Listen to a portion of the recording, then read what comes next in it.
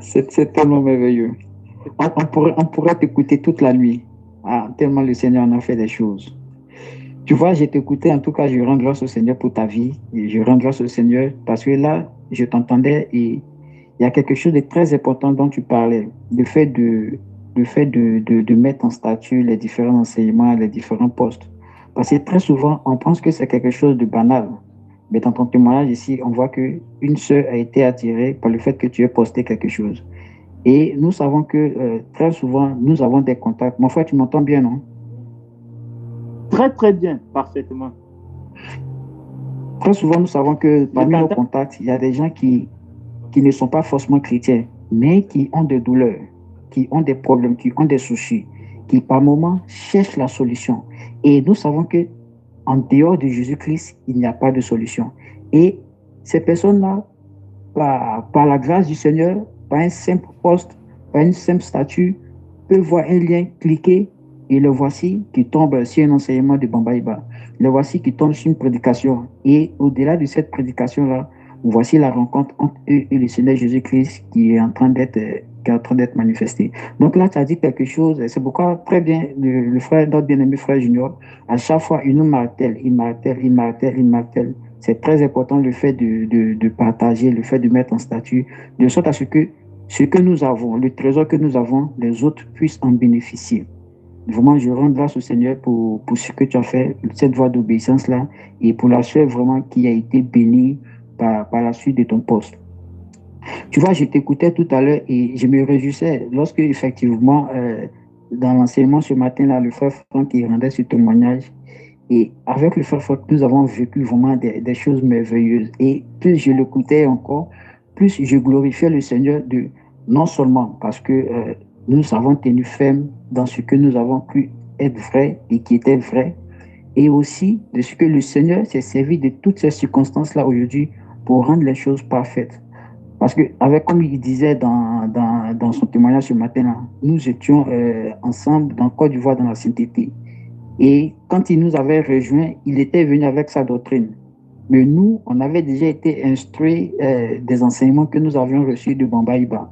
Donc, on avait déjà une idée si ce qui était de parler en langue, si c'était ce qui était que le Saint-Esprit. Et donc, nous, pendant cette période-là, c'était une période où on était focus que chercher le Saint-Esprit.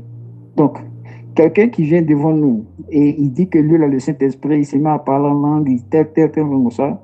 Quand on les amis, on dit non, non, non, mon frère, non, en tout cas, nous, c'est pas comme ça, on a été enseigné. Voilà, voilà dans quel caniveau nous on nous inscrit. Voilà, voilà, voilà.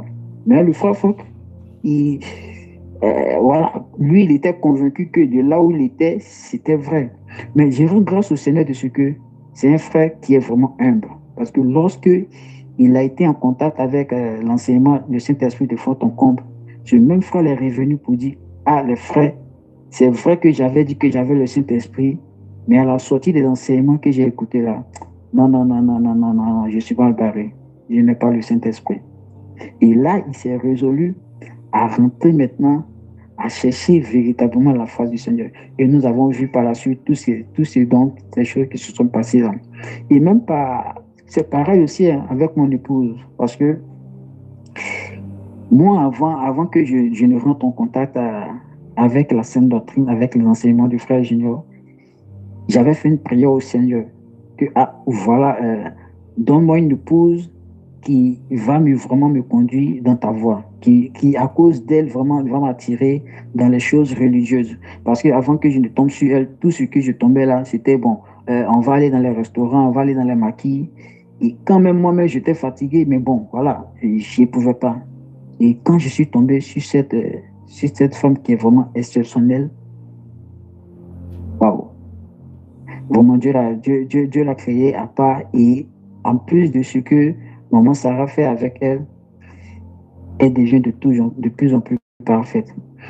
Et lorsque nous nous sommes rencontrés, c'est elle qui, la première, m'a invité dans son église. Et on part dans son église, voilà, bon, je fais la connaissance, voilà, je me présente, ils me connaissent et on commence à avancer.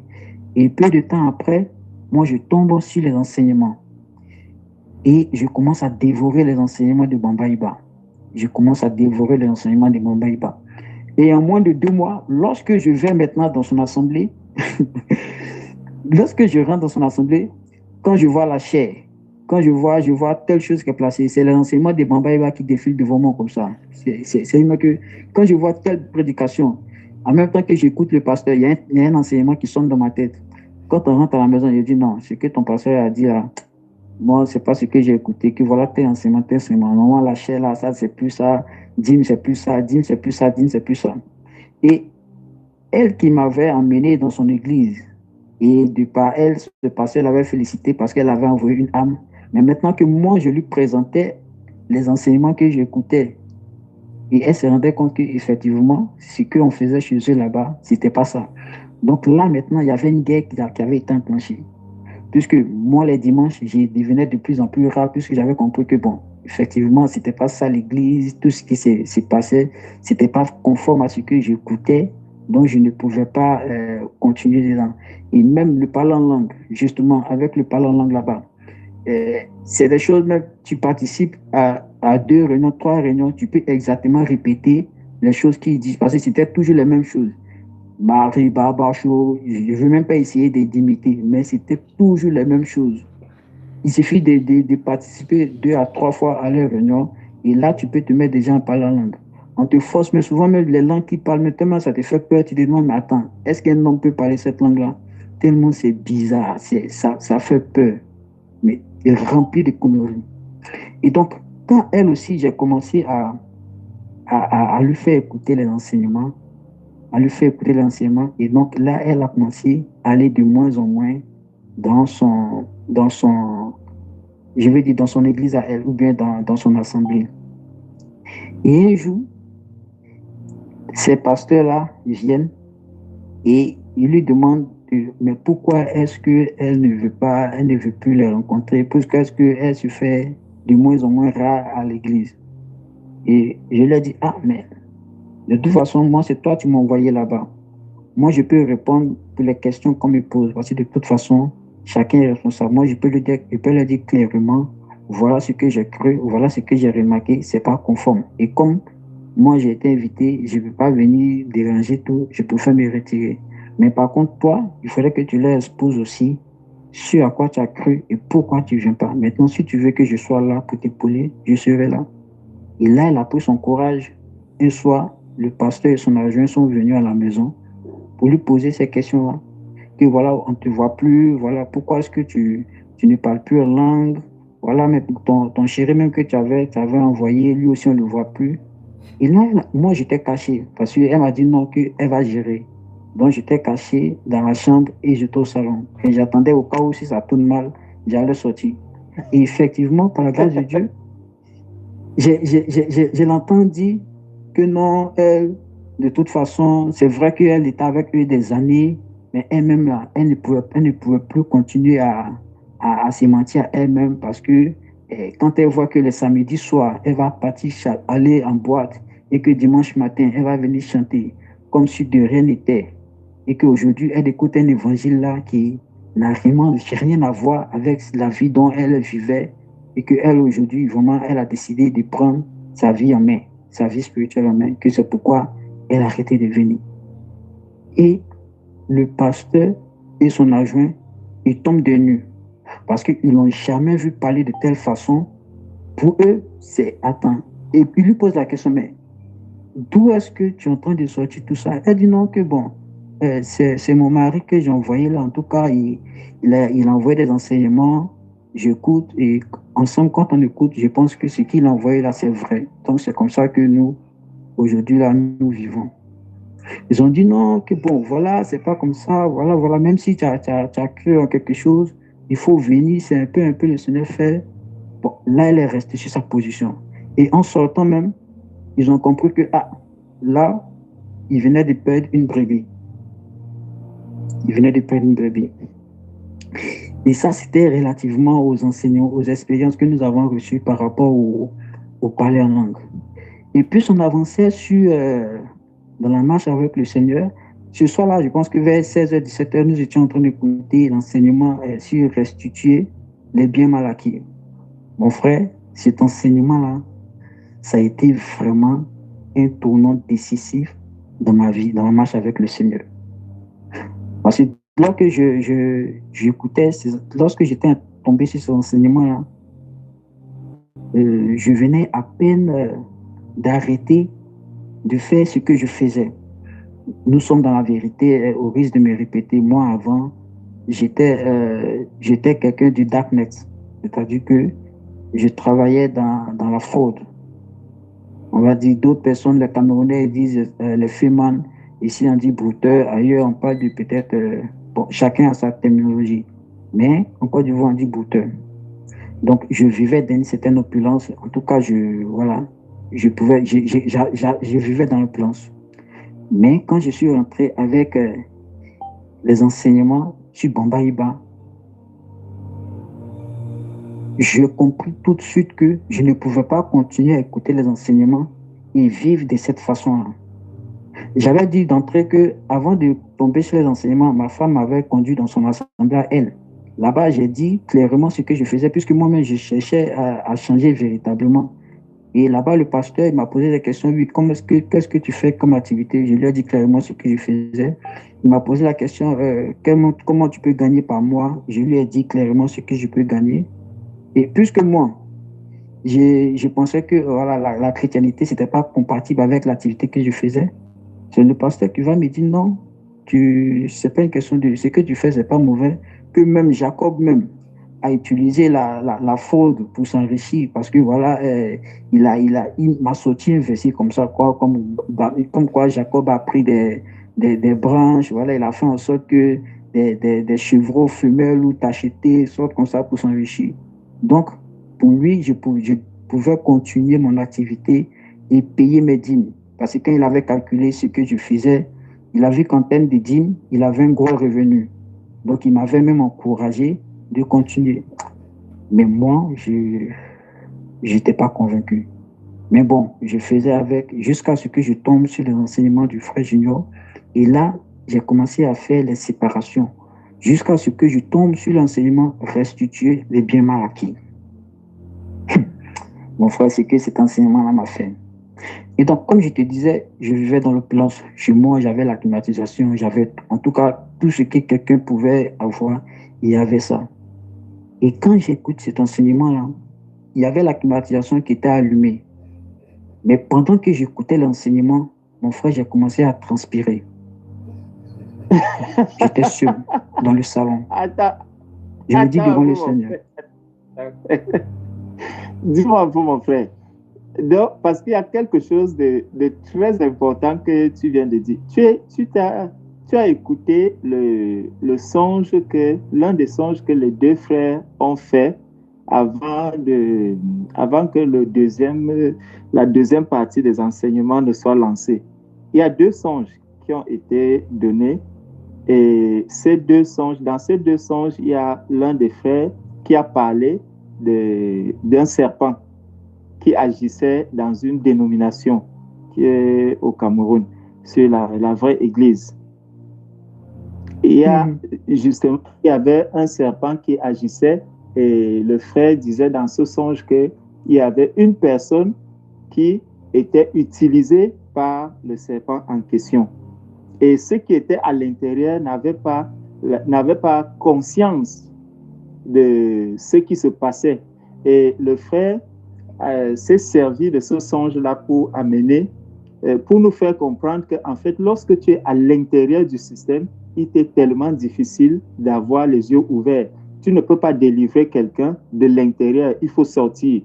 Et c'est donc, je dis cela par rapport à ce que tu as dit concernant la dénomination dans laquelle tu t'es retrouvé et où le pasteur, au lieu de t'éclairer par rapport à ce que tu étais en train de faire, tout ce qui l'a intéressé, ce sont les revenus que tu avais pour qu'il puisse tirer de là les dîmes.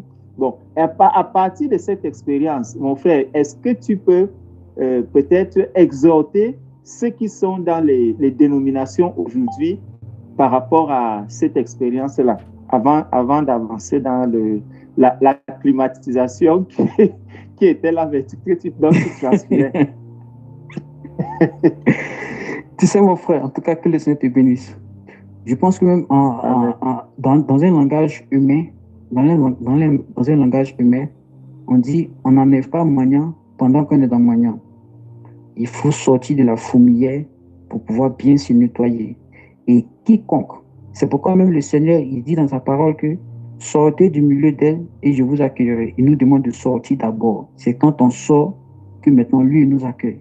Donc, très souvent, on rencontre la vérité et on est au milieu d'une certaine dénomination et on pense que si on a reçu cette vérité-là, c'est pour forcément changer le milieu dans lequel on est. Non, non, non, non, non, non, non, non, non, non. Si on reçoit une vérité d'une domination, la seule chose, c'est de sortir. Parce que on serait non seulement combattu pour rien, on serait en train de fournir des efforts pour rien, pensant que on peut changer les choses ou peut-être que le Seigneur nous a envoyé pour changer les choses là-bas. Non. Quand tu reçois une vérité, le Seigneur te donne cette vérité-là pour que toi, tu puisses sortir. Sors d'abord. Sors d'abord. Maintenant, tu peux demander au Seigneur, Seigneur, tu m'as fait sortir, c'est pourquoi? Est-ce pour que je puisse tirer l'autre qui se trouve encore dedans? Ou est-ce pour que je reste à tes pieds pour que tu me nettoies davantage jusqu'à ce que ce pourquoi tu m'as fait sortir, tu puisses me dire d'abord? C'est de sortir. C'est de sortir. Le raisonnement humain, nous, souvent, quand on rencontre cette vérité-là, on veut se forcer à y rester. C'est pourquoi on trouve des justificatifs, on trouve des alibis pour dire non, c'est vrai que c'est pas bon, c'est vrai que tout n'est pas conforme, mais si le Seigneur m'a montré, c'est pour que je puisse faire changer les choses. Non, non, non, non, non, non, non. Non. Quand on prend les différents passages de la Bible, tous ceux qui nous ont précédés, on voit que le Seigneur a demandé à Abraham de quitter. On voit que lorsque Paul il a rencontré la véritable lumière. Tout ce qu'il avait, il avait comme de bien, ou bien tout ce qui dans lequel il pouvait se glorifier, il les a tout abandonnés. Lorsque le Seigneur a dit à Pierre que désormais tu seras pécheur d'hommes, on voit qu'il a laissé tous derrière lui et se sont maintenant engagés dans la nouvelle voie que le Seigneur les avait fait. Donc, pour encourager mes frères, pour dire à mes soeurs, surtout mes soeurs, parce que très souvent, elles sont tellement familières ou familières dans ces environnements que lorsque elles rencontrent la vérité, elles se souviennent que, ah, mais si mon fait, peut-être je vais manquer au pasteur, qu'est-ce que ma maman pasteur va dire, qu'est-ce que mon père star, ou même qu'est-ce que ma camarade va dire, et c'est qu'est-ce que là, plus ou moins, ça nous donne en se refroidir et pour finir, on trouve des justificatifs à rester dans ces genres de trucs-là. C'est pourquoi nous ne devons plus raisonner lorsque nous rencontrons.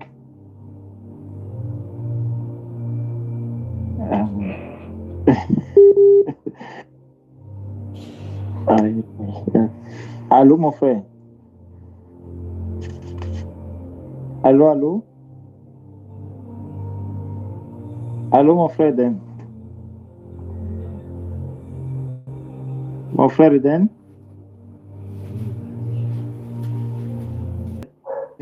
Quel est fortifie seulement.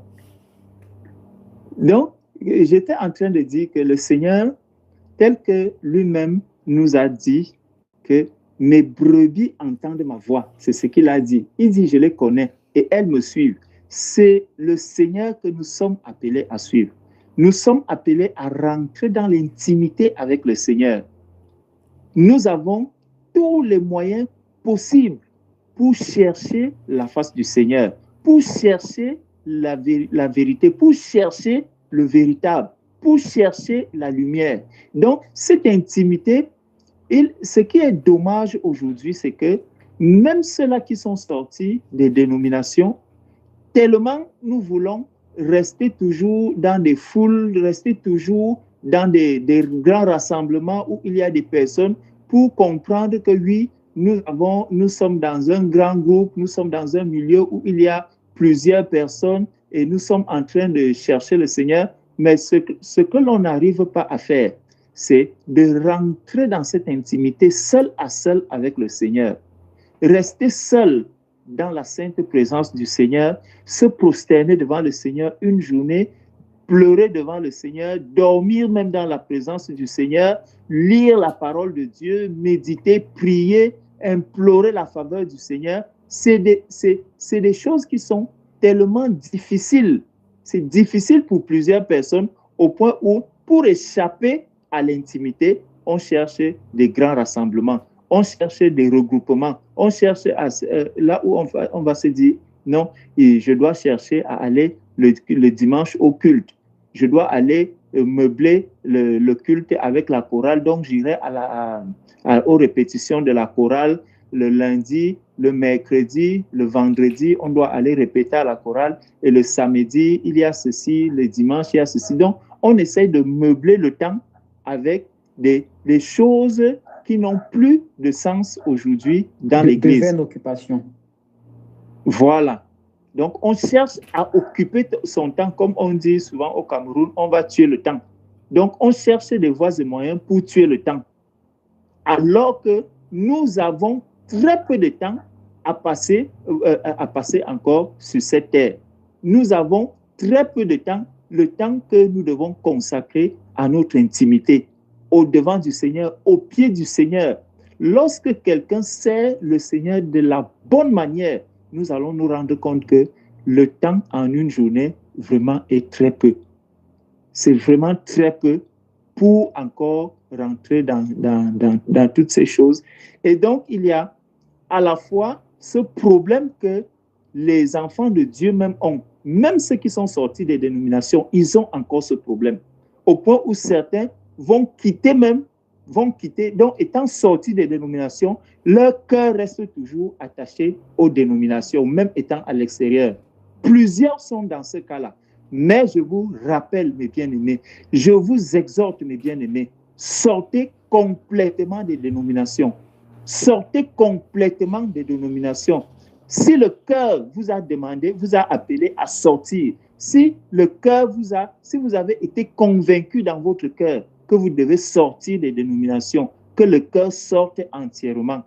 Que le cœur sorte entièrement. Il ne faut pas y retourner. Il n'y a pas la vérité. La vérité ne se trouve pas dans la dénomination. La vérité se trouve au pied du Seigneur Jésus. Il faut chercher le Seigneur Jésus. C'est le Seigneur Jésus qu'il faut chercher. Cherchons l'intimité avec le Seigneur. Attachons-nous au Seigneur. Approchons-nous du Seigneur. Approchons-nous du Seigneur. La question que chacun doit se poser, est-ce que je suis en règle avec le Seigneur? Est-ce que je suis en règle avec le Seigneur? Aujourd'hui, nous parlons de l'enlèvement. Nous parlons de l'Église qui se prépare. Est-ce que tu es déjà sûr?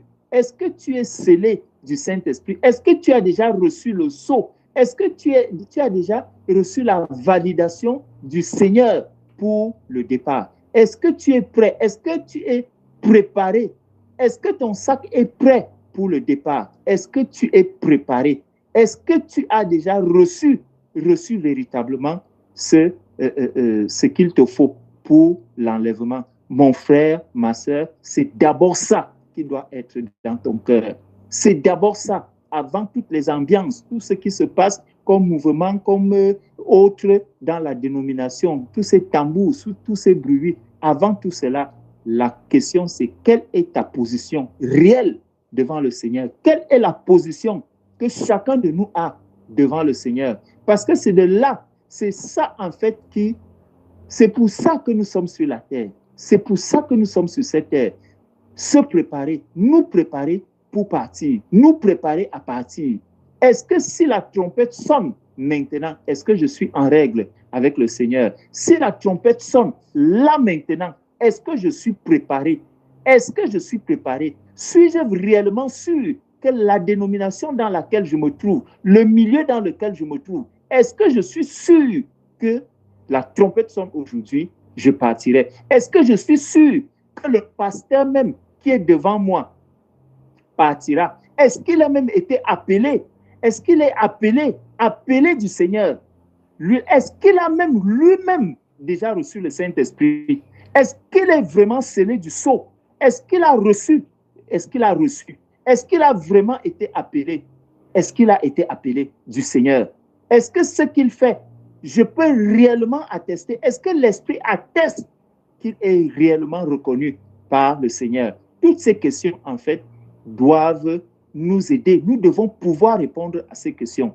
Bien-aimés, ne restons pas dans un milieu pour le plaisir de rester. Ne restons pas dans un milieu par sentimentalisme. Ne restons pas dans un milieu parce que on nous réconforte ou parce qu'on nous donne des honneurs dans ce milieu. Ne restons pas dans un milieu simplement parce que nous avons de l'affectif. On s'est alliés, on a eu des amis, Non, tout cela ne te donne pas l'accès au ciel. Tout cela ne donne pas l'accès au ciel, mon frère, ma soeur. Tout cela ne donne pas l'accès au ciel. La véritable question, est-ce que je suis préparé? Est-ce que là où je me trouve, je suis suffisamment nourri? Est-ce que je suis suffisamment préparé? Est-ce que je suis suffisamment mature pour pouvoir dire que oui, je suis maintenant prêt à aller? Le Seigneur dit qu'il vient chercher une église qui est sans tache ni ride, ni rien de semblable. Et le pasteur qui enseigne aujourd'hui, est-ce que tu as la certitude que le Seigneur t'a réellement appelé? Est-ce que tu as la certitude que là où tu te trouves, si le Seigneur te demande des comptes par rapport à toutes les âmes qui sont autour de toi, tu es prêt à répondre? Est-ce que tu es capable de répondre? Est-ce que tu es capable de dire que réellement tu as été appelé du Seigneur? Et nous venons d'entendre encore par la voix du Saint-Esprit que même celui-là qui a reçu l'appel doit d'abord rester là, nettoyé, parce que quand il est arrivé, il a d'abord reçu le nettoyage. Tu dois d'abord être nettoyé, tu dois d'abord recevoir l'autorisation de partir, l'autorisation d'aller et d'accomplir le travail. Il ne faut pas se précipiter. Mes frères, il n'y a pas de précipitation avec le Seigneur. Le Seigneur envoie au moment où tu dois sortir, au moment où tu dois partir. Le Seigneur, c'est lui qui te donne le OK. C'est lui qui nous donne le OK, que maintenant nous pouvons partir. Maintenant nous pouvons aller faire ceci. De nous-mêmes, nous n'avons aucune force, aucune capacité, aucune autorisation. Personne ne signe son ordre de mission. C'est le Seigneur qui signe l'ordre de mission. Alors, nous devons rester au pied du Seigneur, attendant l'appel du Seigneur, tel que le frère nous disait encore, que nous devons rester et attendre que l'appel qui a été donné, que cet appel puisse être, comment je peux dire cela, que nous puissions effectivement partir et manifester ce pourquoi le Seigneur nous a appelés. Donc, il y a un temps. Et il faut attendre le moment que le Seigneur a donné. Que tout ce qu'il va te dire, parce qu'il y a plusieurs qui ont reçu réellement l'appel du Seigneur, mais qui se sont précipités. Et lorsque l'on se précipite, la probabilité pour que l'on tombe soit dans l'orgueil, la probabilité est très élevée. Ne servons pas le Seigneur par des motifs qui sont impurs. Ne servons pas le Seigneur pour être mis en avant, mais laissons que le Seigneur soit mis en avant. Laissons que le Seigneur se présente et non pas que nous nous présentons. Vraiment, que le Seigneur nous fortifie. Je ne sais pas ce que tu penses, mon bien-aimé frère Eden. Mon frère, je rends grâce au Seigneur pour ces paroles dont il t'a inspiré, afin que son peuple soit approuvé ce soir. Parce qu'effectivement, l'un des pièges que nous devons soulever aussi lorsque nous sortons des dominations, c'est la précipitation. Pendant que tu parlais, ça me rappelait une expérience que j'avais vécue lorsque j'avais arrêté de fréquenter cette dénomination et que je me concentrais dans la lecture de la parole et dans l'écoute des enseignements. Il y avait... J'étais une fois à la maison, j'étais en train d'écouter un enseignement et il y avait du vacarme dehors, il y avait du bruit dehors. Et quand je suis sorti, j'ai vu que c'était un homme, c'est des personnes un évangéliste, des personnes qui se promènent, qui évangélisaient dans les rues là. Il était en train de se bagarrer avec une personne. Et donc, je l'ai calmé, je l'ai pris calmement, venu à côté et lui faire comprendre que, bon, voilà, sur cette rue là, j'ai passé 2 à 3 fois en train de prêcher. Et aujourd'hui, si tu donnes une telle attitude, en tout cas pour le nom du Seigneur, ça ne va pas bien présenter. Et par la grâce du Seigneur, le frère, il a bien pris. Il m'a remercié. En tout cas, frère, voilà, tu m'as bien repris. À cause de toi, vraiment, je rends grâce au Seigneur. Et il est rentré. Et par 2 fois, 3 fois, depuis ce jour-là, par 2 fois, 3 fois, lorsqu'il était dans les parages, il rentrait me saluer. Et puis bon, à chaque fois qu'il rentrait me saluer, il me voyait soit en train d'écouter les enseignements, soit en train de lire.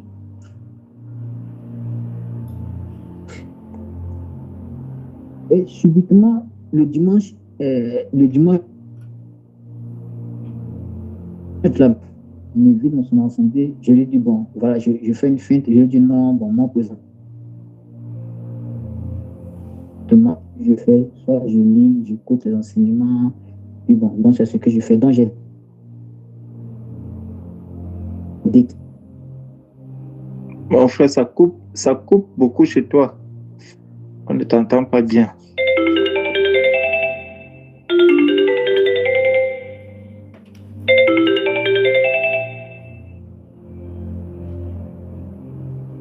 Tu me ressens, mon frère? Oui, c'est bon là, mon frère. Beaucoup de courage à toi, mon bien-aimé. Courage. Amen, amen, amen. Donc je disais, le frère, de par la suite des temps, il commençait à me visiter et à chaque fois qu'il venait à la maison, il me trouvait soit en train de lire ou soit en train de prier. Et par la suite, voilà, il m'a fait une invitation comme quoi je pouvais passer dans leur assemblée pour communier avec eux. Donc j'ai décliné, lui dit, bon, en ce moment, j'étais en prière pour certaines choses. Et à ma grande surprise, le dimanche qui suit, il vient avec son prophète, c'est-à-dire son pasteur. Et il est allé dire à son pasteur que, bon, voilà, il a croisé quelqu'un, un jeune homme comme lui aussi, qui en tout cas a une certaine connaissance. Et donc, ils sont venus pour me faire une proposition pour qu'ensemble, on puisse, parce ils avaient une dénomination assez récente. Et comme ils ont vu qu'à chaque fois qu'ils venaient, j'étais dans les enseignements, dans la lecture, il allait appeler son pasteur pour qu'ensemble, ils viennent me convaincre de faire partie de la dénomination. Et puis ensemble, on allait gagner des armes, on allait agrandir l'église. Et ça m'a surpris. Ça m'a surpris. Je lui ai dit non. Non, non, non, non. Si j'ai sorti, je suis quitté ailleurs, c'est pas pour rentrer encore quelque part d'autre. Et j'ai décliné les offres. Et pendant que tu parlais, ce piège jamais encore revenu pour dire effectivement, nous devons faire attention.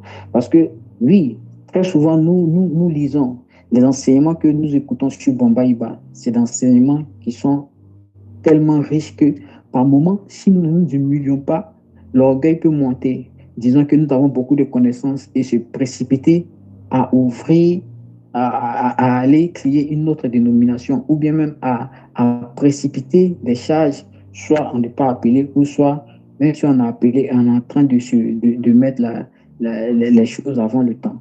Donc, vraiment que le Seigneur te bénisse pour cette exhortation que tu as donnée.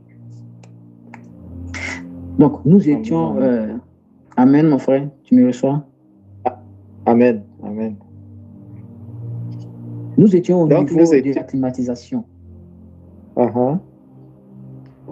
Et donc, je disais que ce jour-là, malgré que la climatisation était allumée, mais lorsque j'écoutais l'enseignement, et l'enseignement, c'était restituer, chrétien, restituer les biens mal acquis. Et pendant que j'écoutais, il y a une chaleur qui me montait. Et j'étais assis de sorte à ce que je vois la climatisation en face.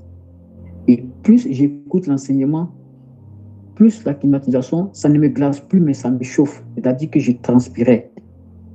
Et là, quand j'ai fini d'écouter l'enseignement, mon frère, je me suis levé.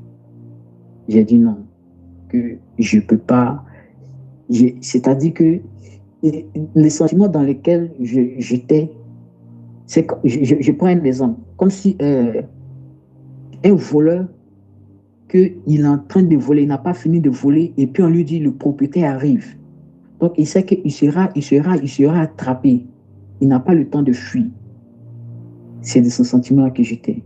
Je regarde la climatisation, c'est en marche, mais j'ai chaud, ça m'énerve. Je regarde le courant que j'ai autour de moi, c'est des courants parallèles.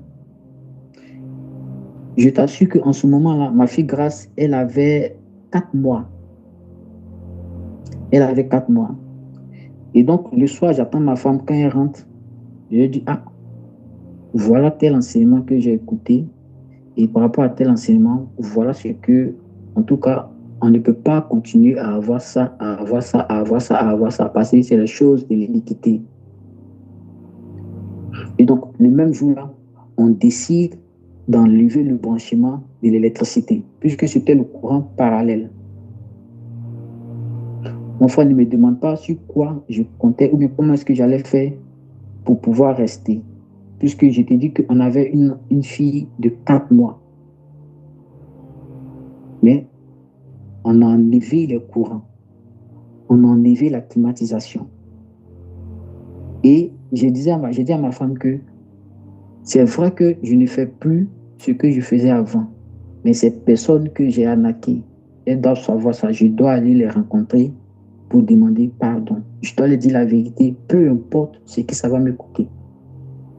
Et là, ma femme me dit, ah, mais de toute façon, tu as arrêté, tu t'es repenti. Est-ce que ça vaut la peine de partir les rencontrer parce qu'on peut te mettre en prison?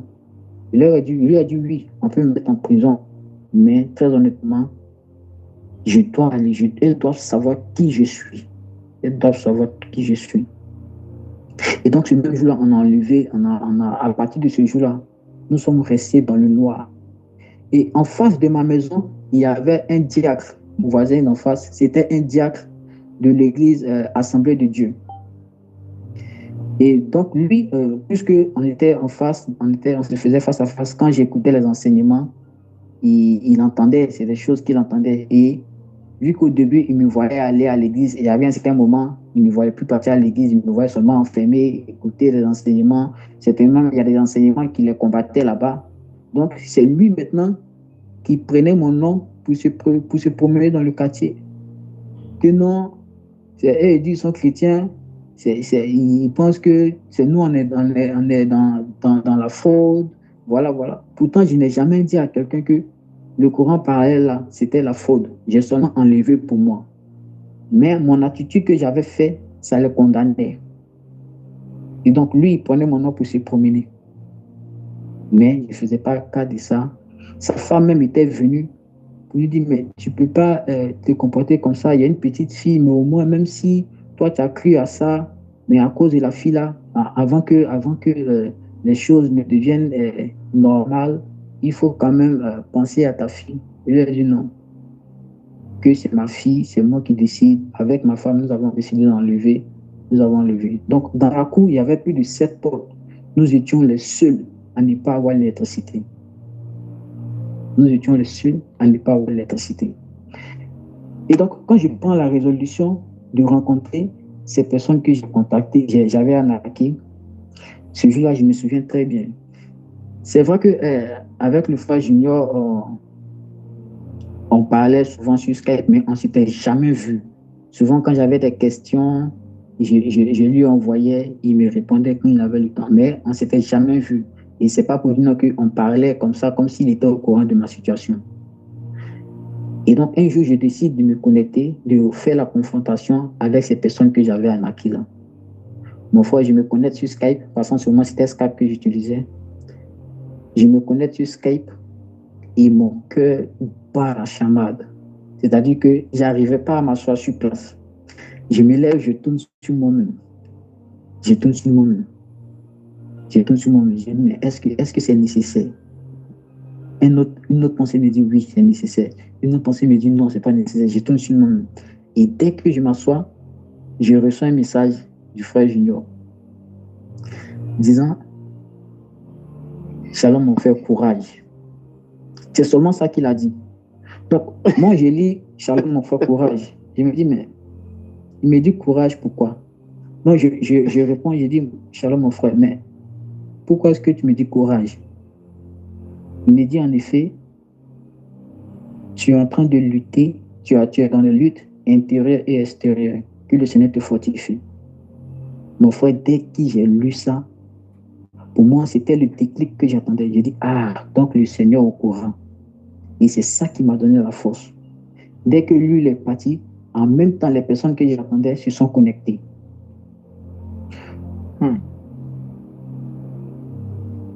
Alors, dès qu'il est parti, en même temps, les personnes, comme si le Seigneur a vraiment placé les choses. Dès qu'il a fini de donner cette parole-là, Il est parti. Les personnes que j'attendais se sont connectées.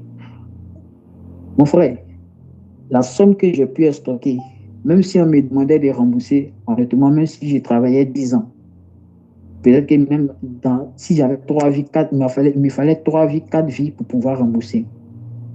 Sur quoi je comptais pour aller dire à ces personnes-là que voilà mon visage, je suis prêt à le rembourser, je suis prêt à aller en prison, je ne sais pas. Mais j'étais décidé à aller les rencontrer. Et donc, la première se connecte, je décline mon identité, je lui dis voilà, celui avec qui tu parles, c'est pas lui, voilà, je suis telle personne, voilà ce que je faisais, voilà ce que je fais. La personne ne me croit pas. Puisque, voilà, j'avais tellement mis quelque chose qui était solide que elle ne pouvait pas croire. J'étais obligé de mettre ma caméra quand elle a vu décliner tout ce que je faisais maintenant. Et là, elle a dit, si tu as eu le courage de venir me dire la vérité, moi, je te pardonne. Alléluia. Alléluia. Alléluia. Et me fait tout il faut rentrer vraiment léger. Et tout ce que j'avais à la maison, que ce soit la climatisation.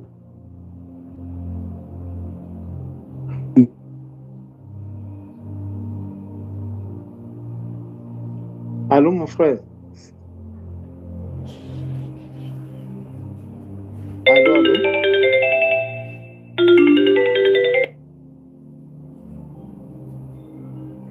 Mon frère, tu vois combien de fois nous sommes persécutés ce soir, non? Pardon?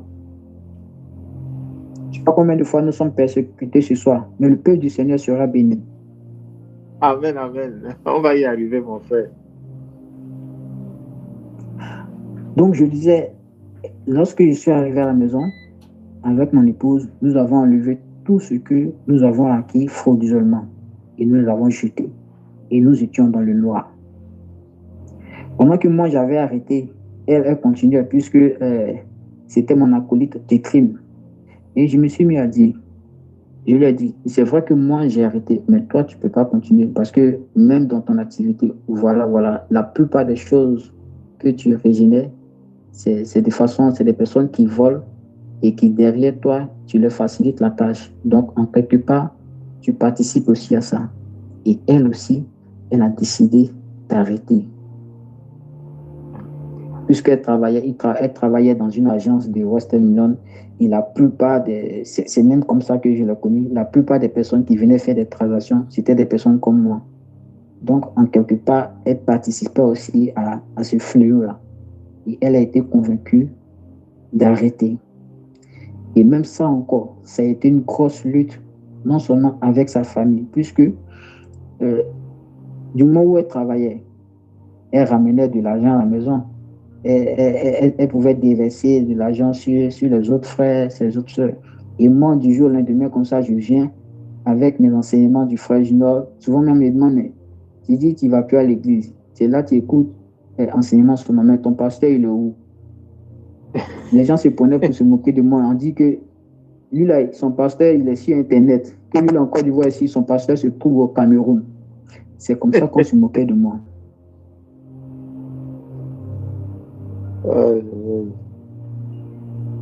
Ils sont en Côte d'Ivoire, mais leur pasteur se trouve au Cameroun.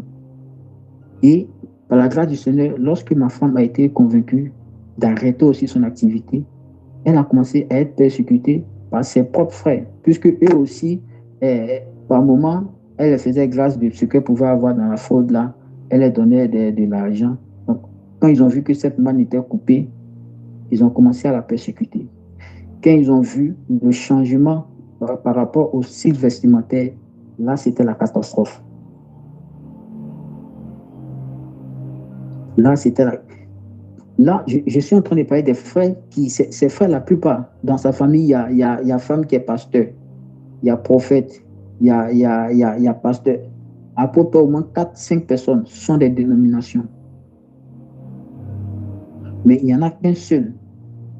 Il y a un seul qui lui a dit, la façon dont ton mari se comporte là, si c'est Dieu qui lui a parlé, En tout cas, moi, je t'encourage.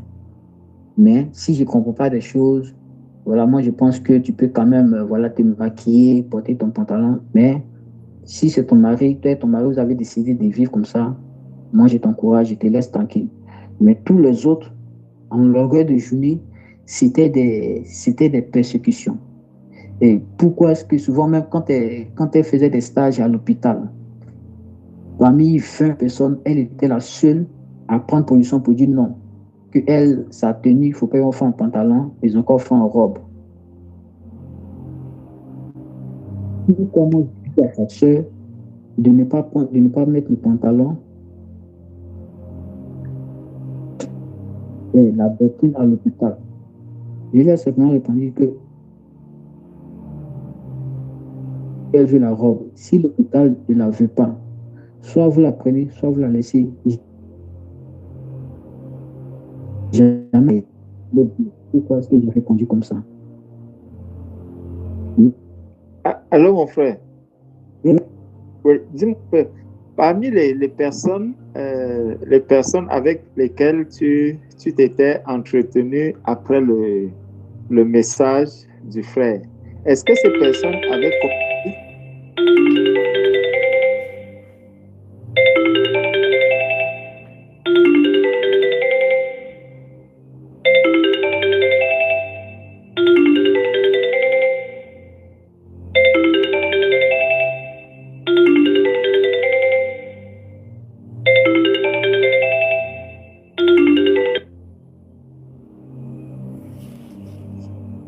Allô, mon frère.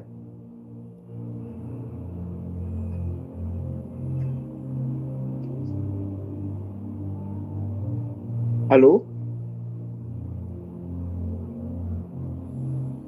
Mon frère a eu...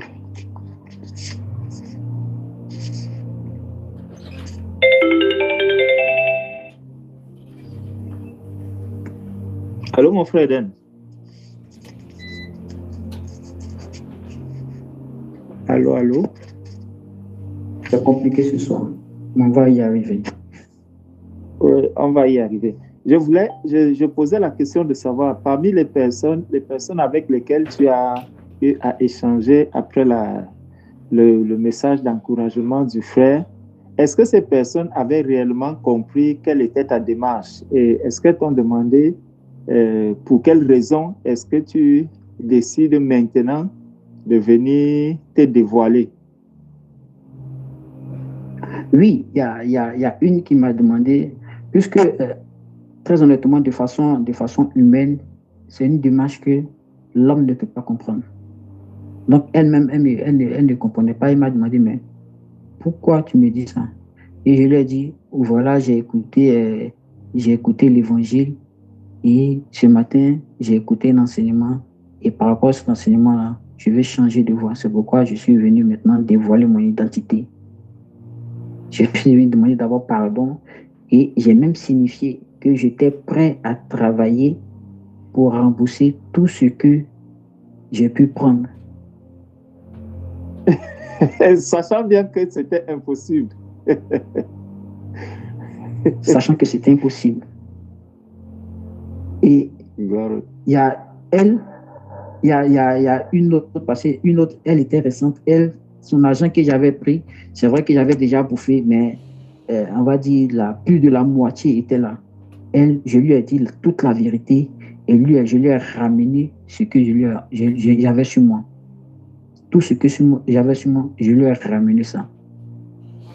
Et même elle était dépassée. Elle a dit non, je prends ce que tu m'envoies, mais pour les autres, je laisse tomber. Et je t'encourage à ne plus retenir dans ça, de ne plus faire ça.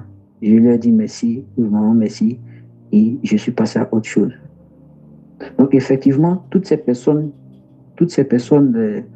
que j'ai rencontrées là, je leur ai dit effectivement que c'est parce que j'ai rencontré l'évangile et qu'au sortir d'un enseignement, j'ai décidé de me comporter comme ça. Et là, mon frère, à cette époque, est-ce que ça date quand même d'un bon bout de temps? Et comment est-ce que toi, parce que là, tu avais déjà commencé à suivre le Seigneur quand même. Et cette expérience, est-ce qu'elle a changé quelque chose dans la manière que la relation que tu avais avec le Seigneur? Est-ce que ça a changé quelque chose? Mon frère, tu sais, lorsque le frère Junior parlait, hier nous avons vu, avant-hier nous avons vu que les études non seulement augmentent l'orgueil dans le cœur de l'homme, mais sont un piège même contre la volonté du Seigneur. Tout à fait. Donc, moi, après le bac, j'ai arrêté les études très tôt pour me livrer à cette activité-là. Et quand j'ai dû arrêter, j'avais un enfant de 4 mois à ma charge, une femme, une maison à payer, sans emploi. Mais je m'étais résolu à me séparer, à restituer conformément à l'enseignement que j'avais entendu. Et c'est à peine un mois, même pas, moins d'un mois, mon frère, moins d'un mois, dont le Seigneur m'ouvre une porte d'un emploi où je commence. Avant même que j'arrive à cet emploi-là, puisque j'avais tout ce que je faisais, c'était dans la facilité. J'étais quelqu'un qui, voilà, en un mois, en une soirée, je pouvais dépenser 300 000 à 400 000. En un mois, je pouvais avoir des millions. Mais quand j'ai arrêté tout ça, je me suis décidé à travailler de mes propres mains. Alléluia. Et c'est là que je vais commencer à maintenant connaître l'humiliation. Je vais dans les zones industrielles là, et là-bas même on m'humilie. Souvent je m'en vais à 6 heures. Je lutte même pour qu'on me prenne, on ne me prenne pas. Souvent même le gars qui prend, il me suit même. Oh, toi quitte là-bas. Je le réconforte, je dis, hey, quelqu'un que moi à la veille, je peux te prendre quoi, te donner 100 000 pour que tu puisses acheter de l'eau pour moi. Aujourd'hui tu me suis. Mais je prends ça, je m'en vais à la maison. Je reviens le lendemain. Quand le lendemain, on me prend, je travaille de 8 heures à 16 heures pour seulement 3 000 francs.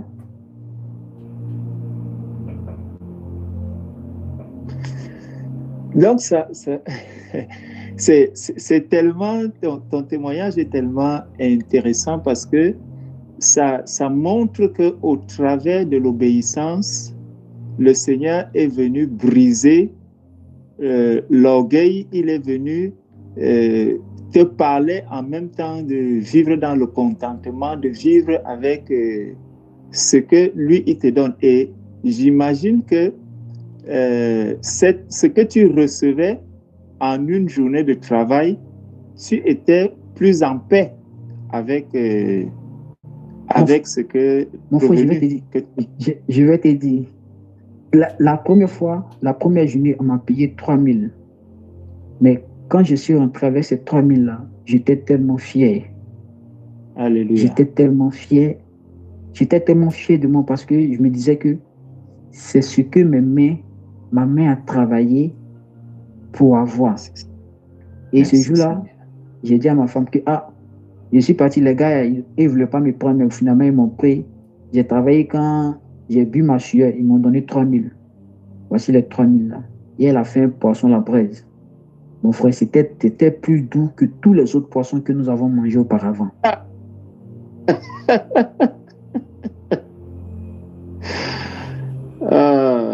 Tu mangeras à la sueur de ton front. Et j'ai travaillé dans cette boîte-là une semaine, 10 jours par là. Et moins de 2 semaines plus tard, j'avais un ami, un Français, un ami à mon grand frère qui, lui, voulait monter sa boîte, dont il avait besoin des jeunes qui avaient certaines connaissances dans l'informatique, en tout cas qui avaient une certaine dextérité sur l'informatique et autres. Puisque mon grand frère, il connaissait que, bon, moi, j'étais dans ce domaine-là. Il a fait la présentation. Et mon frère, c'est comme ça que le Seigneur m'a béni. Et c'est dans cette boîte que je suis jusqu'à aujourd'hui. Wow. Vraiment que Que le nom du Seigneur soit vraiment élevé et glorifié par ce brillant témoignage. Et donc, par rapport à ton témoignage sur la restitution, est-ce qu'il y a un conseil que tu peux donner à ceux qui se sont trouvés, ceux qui sont dans la même situation? Parce que mon frère, ce n'est pas... Tu vois, lorsque la parole a été donnée, beaucoup ont entendu le message sur la restitution. Il y a des restitutions qui peuvent être faciles, tu vois, mais des restitutions aussi qui sont vraiment, comment je peux dire cela, qui sont souvent difficiles. Il faut vraiment... Très difficile, ça coûte. Qui vont coûter. Je prends l'exemple de quelqu'un qui est arrivé ici avec les faux papiers ou les papiers de son frère. J'en connais aussi beaucoup. Donc, qui sont là, qui travaillent même avec les papiers des noms qui ne sont pas les leurs, qui ont bâti des fortunes. Tu vois, du jour au lendemain, quand cette personne entend ce message,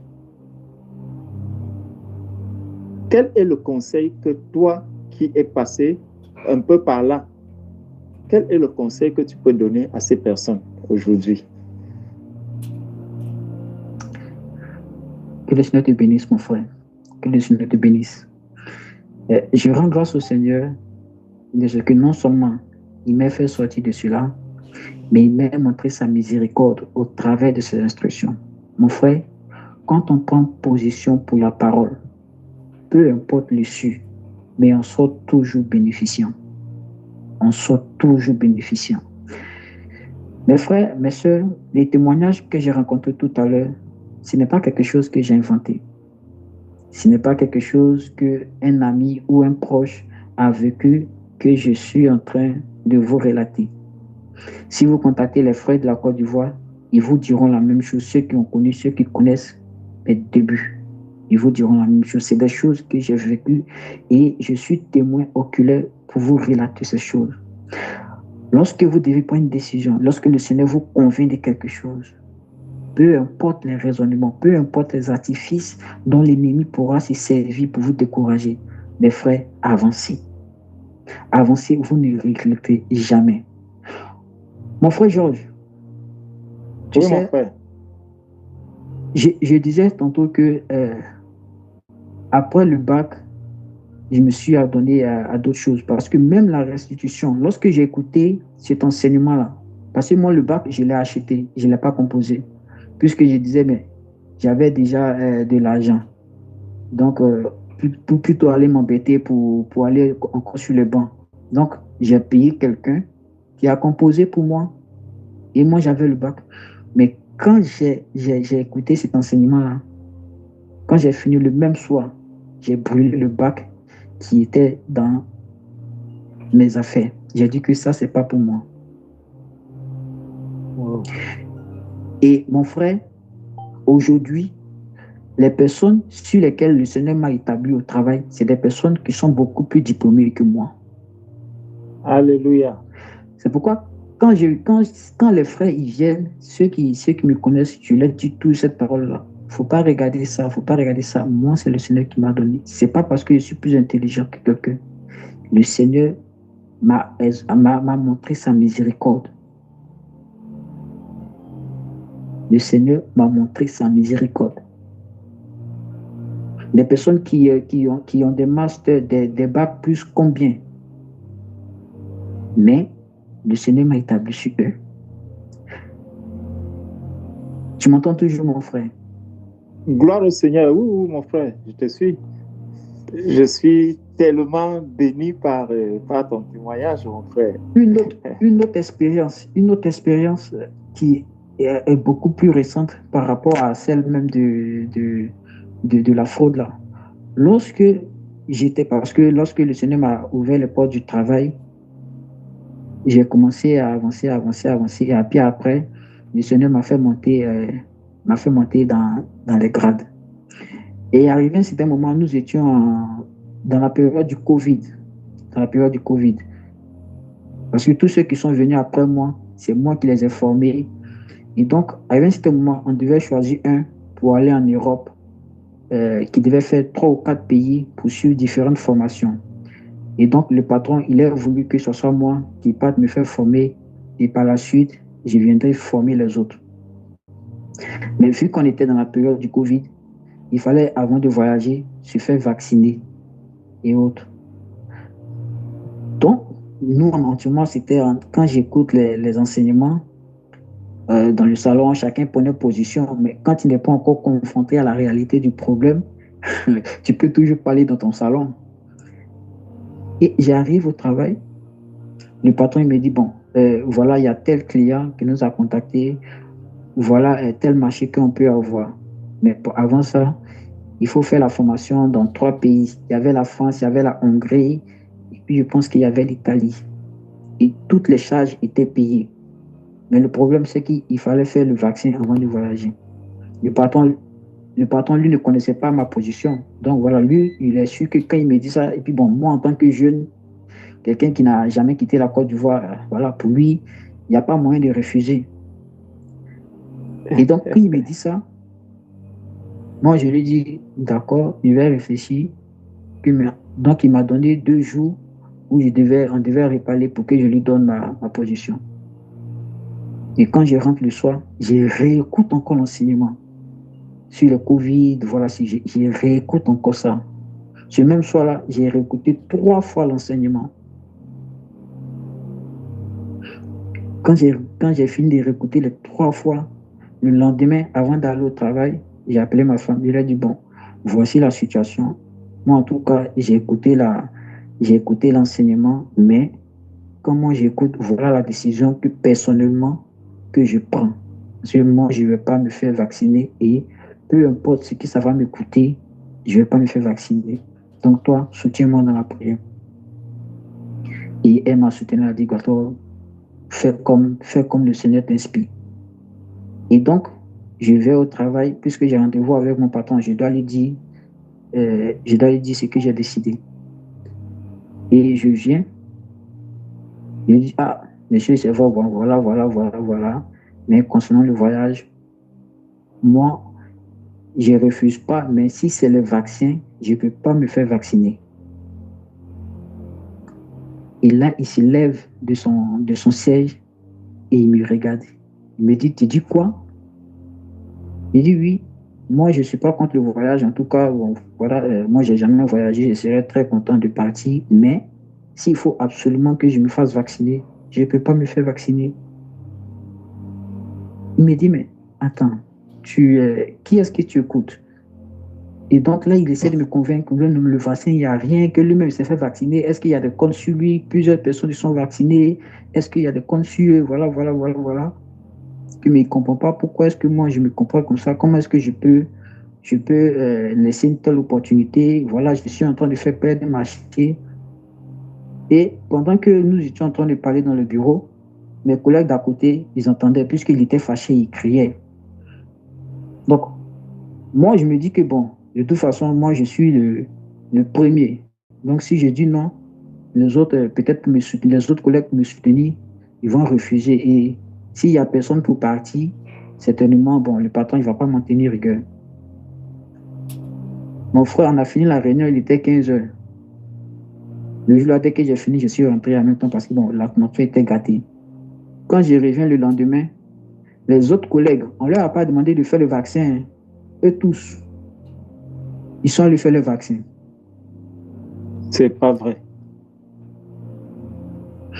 Puisqu'ils ont entendu que, bon, voilà, celui qui devait partir, il a refusé. Donc, chacun a pris position de sorte à ce qu'on puisse le choisir.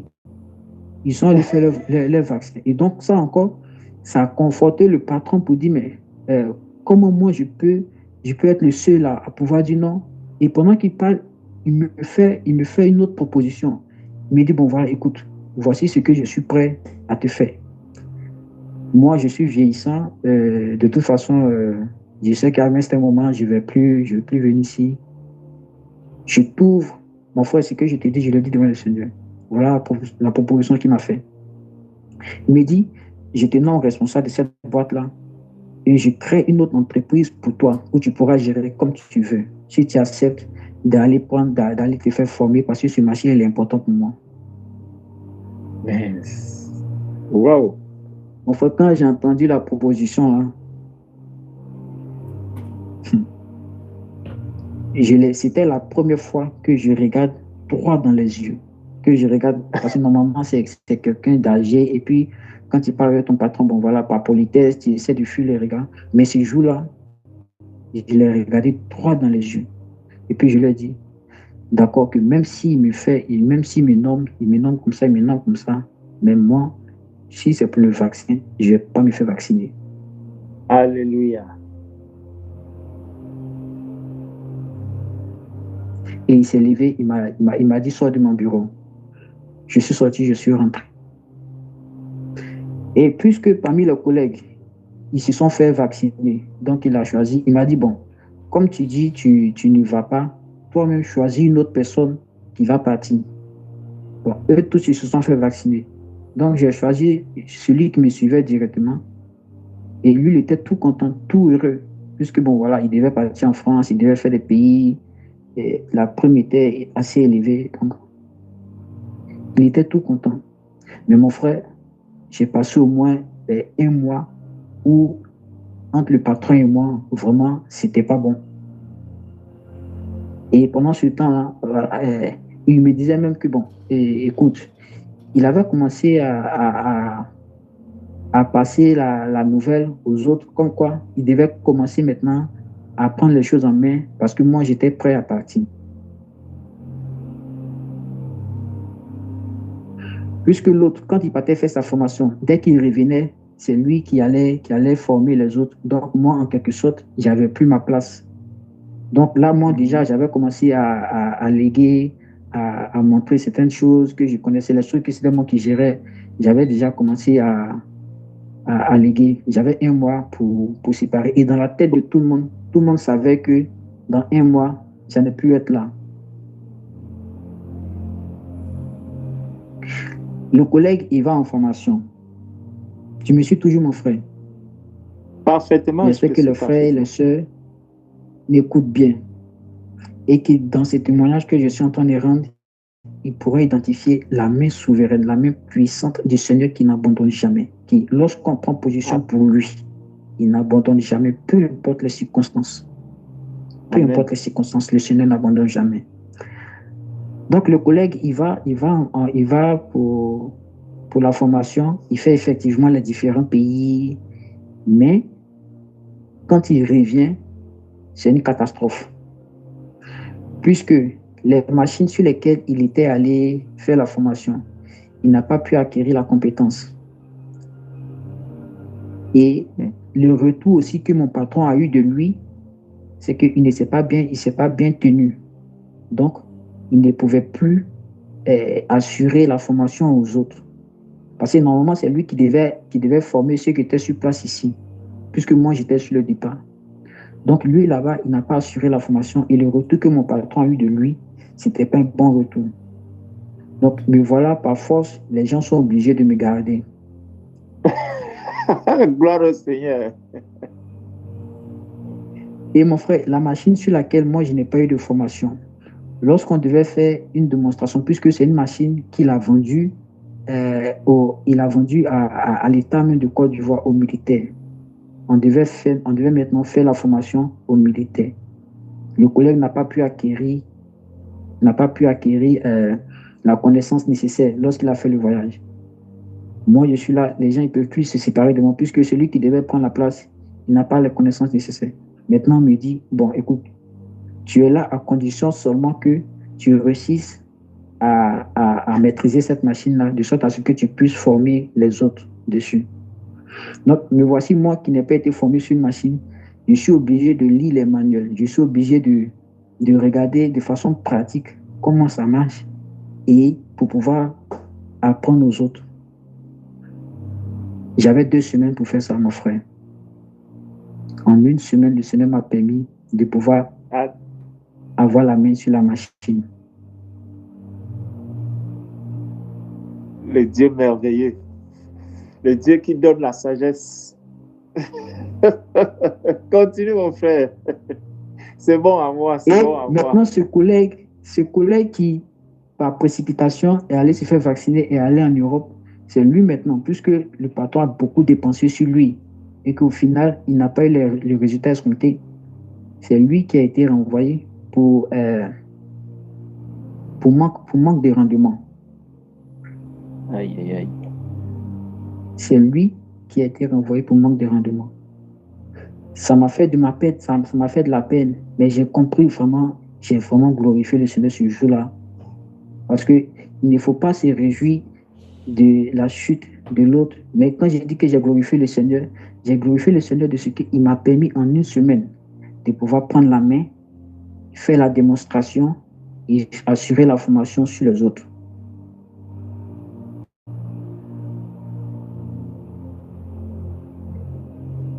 Et voici ce que le Seigneur a fait. Donc, sortant de là, je veux m'appuyer dessus. Dis à un frère, dis à mes soeurs, mon frère, faisons confiance au Seigneur.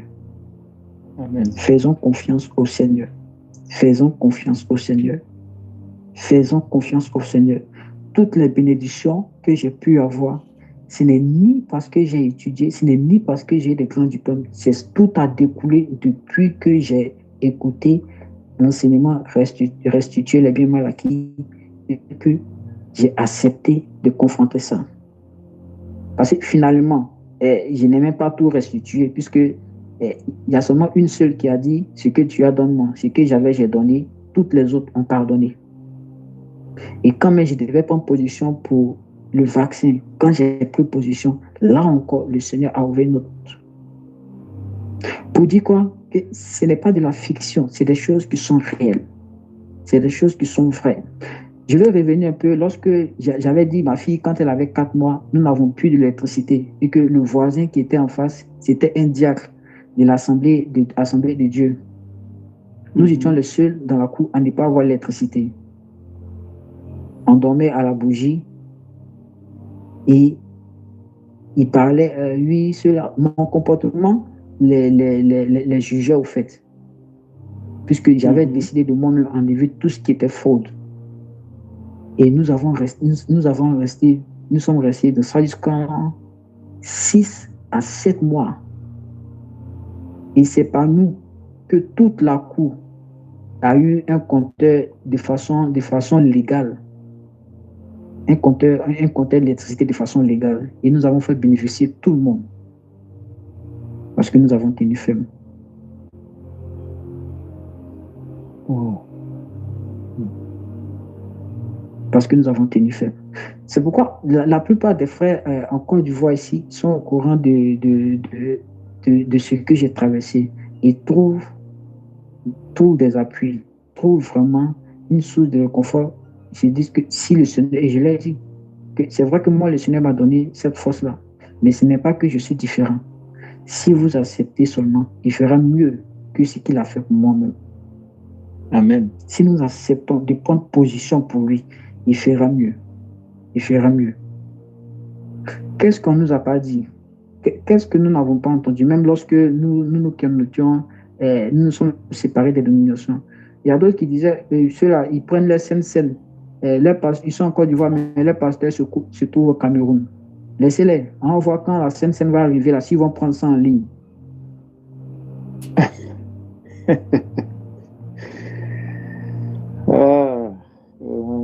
Que le Seigneur soit glorifié pour ce magnifique témoignage. Et justement, mon frère, par rapport toujours à ce volet de la restitution, pendant que tu étais en train de donner ton témoignage, il y a des situations qui me venaient à cœur. Il y a des femmes qui ont pris des maris d'autrui. Il y a des femmes qui ont pris des maris d'autrui et qui aujourd'hui sont dans des réconforts.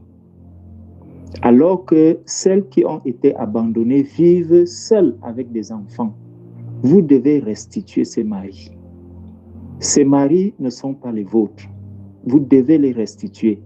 Souvenez-vous de la souffrance de celle qui est restée seule avec des enfants. Elle souffre, cette femme. Il faut restituer les maris d'autrui, il faut les restituer. Il faut les restituer. Les femmes d'autrui, il faut les restituer. Des hommes qui vivent avec des femmes qui ne sont pas les leurs, pour telle ou telle raison, parce que tu as de l'argent, parce que tu as des moyens, tu as pris la femme d'autrui, tu dois la restituer. La restitution n'est pas, elle n'est pas, comment je peux dire cela? C'est une nécessité. C'est une nécessité. Si tu as la crainte du Seigneur, tu dois restituer.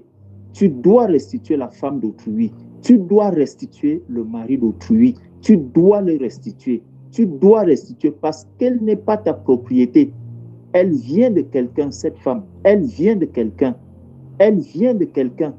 Restitue la femme d'autrui que tu as. Restitue le mari d'autrui que tu as, qui te garde, qui t'entretient, qui te donne de l'argent. Tu dois passer par une repentance, une véritable repentance devant le Seigneur. Tu dois restituer. Tu dois restituer. La restitution doit se faire. La restitution doit se faire. Tu dois restituer. Tu dois restituer. Tu dois restituer. Il y a des femmes qui sont en train de pleurer. Elles pleurent à chaudes larmes parce que les maris sont partis. Les maris les ont abandonnés parce qu'ils ont estimé qu'il y avait une autre dehors qui était soit plus jeune, soit plus belle, soit plus ci ou soit plus ça. Tu dois retourner. Tu dois retourner. La restitution doit se faire. Les restitutions doivent se faire à tous les niveaux. Il y a d'autres personnes qui vivent justement dans le faux, qui vivent dans le faux. Avec quelle identité vas-tu te retrouver devant le Père? Avec quelle identité? Est-ce l'identité de ton frère ou de ta sœur ou d'une autre personne? Quelle est l'identité que tu as aujourd'hui? Est-ce que c'est ton identité? Est-ce que c'est avec ton identité? Est-ce que ce sont les diplômes que tu as? Est-ce que ce sont tes diplômes? La restitution, l'heure est venue de nous séparer de ces choses. L'heure est venue de nous séparer de ces choses. Nous ne pouvons pas vivre dans le contentement avec ces choses. Nous ne pouvons pas servir le Seigneur avec le feu étranger. Nous ne pouvons pas servir le Seigneur avec toutes ces choses qui ne sont pas à nous. Que le Seigneur nous aide véritablement à avoir le désir de lui être agréable. Parce que nous ne pouvons pas être agréables au Seigneur si nous avons avec nous des choses qui ne sont pas à nous, des choses qui crient et qui parlent contre nous, qui se lèvent contre nous. Donc, la vérité, c'est cette vérité-là. Et quand nous voyons un peu, c'est le témoignage de mon frère, quand j'écoute ton témoignage, je vois qu'il y a, ça me rappelle encore la question qui avait été posée au Sénégal concernant la volonté parfaite et la volonté permissive du Seigneur. Parce que certaines personnes peuvent croire que le fait que j'utilise les faux diplômes, le fait que j'utilise des choses qui ne sont pas les miennes, et que cela peut même faire du bien, soit autour de moi ou autour de ceci, je peux croire que cela est la volonté de Dieu. Non, Dieu ne va pas aller contre sa propre volonté. Le Seigneur veut que tu restitues. Le Seigneur nous appelle à restituer. Le Seigneur nous appelle à restituer. Même peu importe ce que tu as qui n'est pas de toi, le Seigneur nous appelle à la restitution. Amen. Mon frère Georges, que le Seigneur Oui, mon frère. Tu vois, très souvent, on pense que lorsque nous écoutons les enseignements ou lorsque nous entendons nos bien-aimés frères juniors prêcher sur la restitution, nous pensons que la personne qui va restituer, c'est lui qui il fait mal. Pourtant, la personne qui restitue, c'est à lui-même, c'est lui qui fait bien et les biens lui seront accordés. Regarde un peu, lorsque Jassé, qui pour lui, il voulait vraiment, il voulait seulement voir le Seigneur Jésus, parce que Jassé, c'était un homme comme moi, de petite taille. Lui, dans son entendement, il voulait voir Jésus, puisqu'il a beaucoup entendu parler. Et lorsque le Seigneur lève la tête, il lui dit, Jassé, descends, car c'est chez toi que je vais séjourner aujourd'hui. Mais qui enseignait à Jassé qu'il doit faire la restitution? Jassé est devant le salut, le détenteur du salut, le détenteur de la vérité. Mais dans ce laps de temps, on ne voit pas le Seigneur en train de dire à Jassé que voici ce que tu dois faire. Mais Jassé, de lui-même, par le Saint-Esprit, il dit voici ce que je fais. Voici ce que je faisais, voici ce que je fais maintenant. Et tous ceux à qui j'ai fait mal, je leur donne même le plus. Pour dire que quoi, mes frères, si vous aviez écouté un enseignement qui vous confortait dans une certaine faute, ce n'est pas un enseignement du Seigneur Jésus. Lorsqu'on est en face de la vérité, le Saint-Esprit parle à nos cœurs et il propulse de sorte à ce que le cœur prenne la décision de se séparer de l'iniquité. Donc, si vous aviez écouté un enseignement, même si c'est quelqu'un qui a l'apparence de la sainteté, mais qui vous conforte d'une sorte de faute, d'une sorte d'iniquité, mes frères, cet enseignement-là ne vient pas du Saint-Esprit. Cet enseignement-là ne vient pas du Saint-Esprit. Le Seigneur a dit qu'avant que lui ne vienne, il va envoyer quelqu'un qui va préparer le chemin. Ce quelqu'un-là, nous savons que c'est Jean-Baptiste. Quel enseignement Jean-Baptiste a donné pour ceux qui sont venus devant lui? Il disait aux militaires, il disait aux soldats qui venaient devant lui que ne commettez ni stock ni extorsion, contentez-vous de votre solde. L'enseignement de Jean-Baptiste n'a jamais conforté quelqu'un dans la faute, n'a jamais conforté quelqu'un dans une forme de désobéissance quelconque. L'enseignement de Jean-Baptiste n'a jamais conforté quelqu'un à se résoudre à garder les choses qu'il avait. Mais on voit que pendant la période de Jean-Baptiste, des personnes qui avaient des livres de magie, des choses dans leur maison, sans que Jean-Baptiste ne leur dise, allez prendre pour venir, eux-mêmes ils partaient prendre. Mais mon frère Georges, je ne sais pas si tu remarques ça, si tu as remarqué ça. On ne voit nulle part où Jean-Baptiste leur a demandé d'aller prendre ces livres de magie-là, d'aller prendre des choses dans leur maison qui n'étaient pas bonnes. Mais eux-mêmes, ils ont pris pour venir verser au devant de lui pour brûler. Pour dire que quand tu es en face de la vérité, d'un enseignement qui est poussé par le Saint-Esprit te pointe du doigt pour dire, ça là, voici ce que tu dois faire. Tu dois te séparer de ça. Donc, ma soeur, si il est vrai que ta situation t'a permis aujourd'hui de prendre le mari de quelqu'un, tu as trouvé que cette femme-là ne s'occupait pas bien de son mari et que toi, tu pourrais bien t'en occuper. Et tu as décidé de prendre ce mari-là. Ma soeur, si tu fais partie de cet évangile que tu entends ce soir, si tu avais écouté l'enseignement restituer le bien mal acquis, et que peut-être que le mari, tu n'as pas compté comme un bien, moi et mon frère Georges, et mes soeurs, et même mes frères qui sont connectés ici, nous venons te dire que le mari que tu as pris, il fait partie des biens. Amen. C'est un bien mal acquis aussi. Donc, c'est pas toi. Redonne. Parce qu'en prenant ce mari-là, tu fais mal à une femme. Tu ne sais pas des enfants de leur père. Frère Eden. Aurais-tu... Oui, mon frère. Il y a des Africains qui essaient de faire le commerce des mariages. Ils se marient pour avoir le papier, ainsi de suite, et puis briser le cœur des filles. Si vous êtes dans cette condition-là, vous devez restituer. Vous devez vivre dans la légalité. Vous devez confesser et arrêter cela.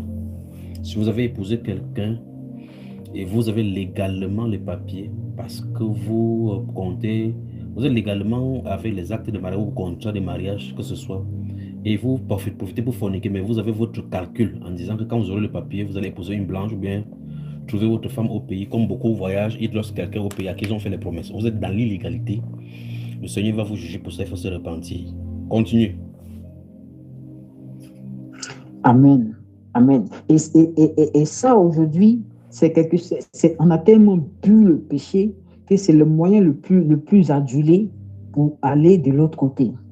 C'est-à-dire qu'on ne considère même plus ça aujourd'hui comme un péché. On ne considère même plus ça aujourd'hui comme un péché. Dans l'enseignement, le frère avait pris l'image des footballeurs, mais la société est gangrénée partout. La société est gangrénée partout. Pour aujourd'hui, même pour avoir un simple visa, il y a des calculs qui sont faits. Oui, on va se marier et dès que j'arrive là-bas, 2 mois plus tard, je ne sais pas. Et je veux aller jouer ballon. Mais comme je suis vieux, j'ai 34 ans, donc je vais prendre un autre papier. Mais malgré que mes mollets sont secs, quand on voit mes poils, même on sait que c'est des poils qui sont de plus de 45 ans. Mais sur le papier, j'ai 18 ans. Frère, ma soeur, ce n'est plus le moment de se conforter avec nous avons une identité. Nous devons prendre cette identité-là et renoncer à tout ce que nous avons acquis frauduleusement. Ce n'est pas pour me vanter que ce soir, j'ai donné ce témoignage-là, mais c'est pour te convaincre, pour te dire effectivement que lorsque nous prenons position pour le Seigneur Jésus-Christ, il récompense. Il récompense. Il ne laisse jamais personne dans le regret. Personne ne regrettera d'avoir pris position pour le Seigneur Jésus-Christ. Même si tu penses que le mari avec lequel tu es aujourd'hui, c'est lui qui paye ta maison, c'est lui qui prend soin de toi, accepte seulement de prendre position pour le Seigneur Jésus-Christ et regarde par la suite. Amen. Regarde par la suite. Accepte seulement de renoncer à tout ce que tu avais acquis de manière frauduleuse et regarde par la suite. Tu lui dis que Seigneur, mon frère Georges. Oui, mon frère.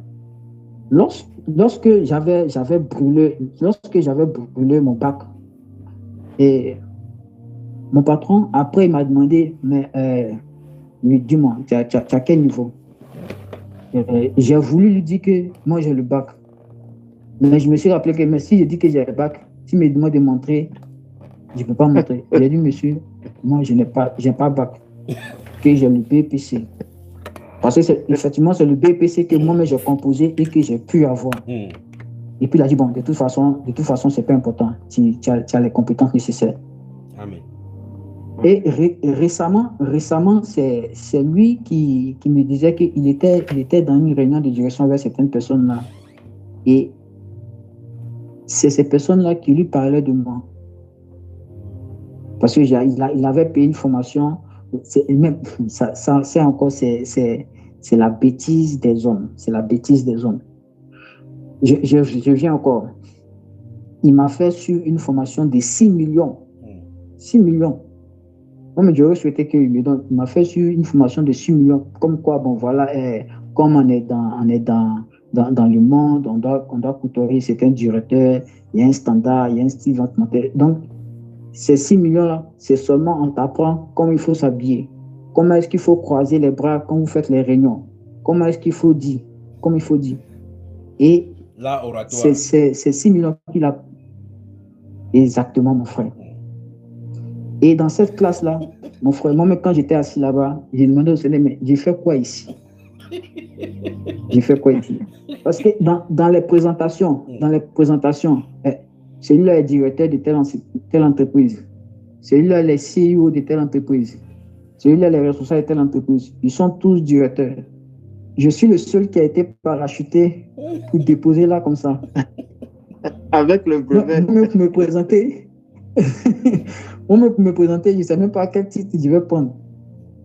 C'est magnifique. J'ai seulement dit que je suis là, c'est mon patron qui a payé la formation. Que tu es là au nom du patron, les autres sont le patron, tu es là au nom du patron. Donc tu as de subir, mais mon frère, la formation que le patron devait subir.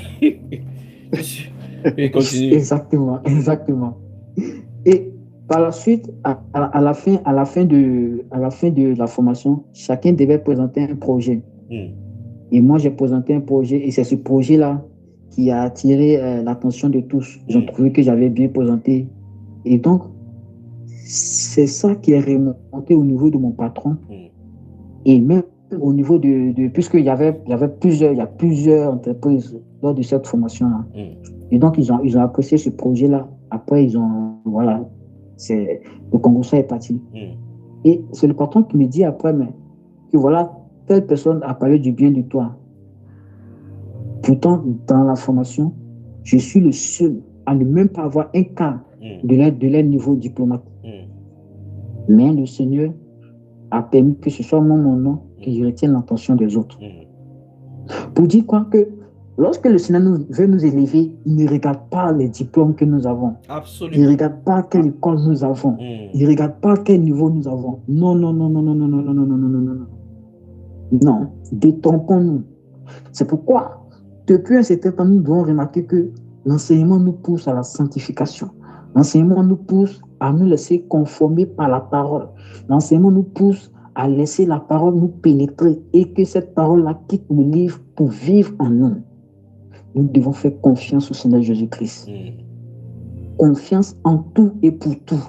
Et savoir que même si nous avons les railleries dans un peu de temps, mais la suite sera glorieuse pour nous. Parce que notre Seigneur Jésus-Christ n'est pas resté dans le tombeau, mais bien plus, il a vaincu et la suite a été glorieuse.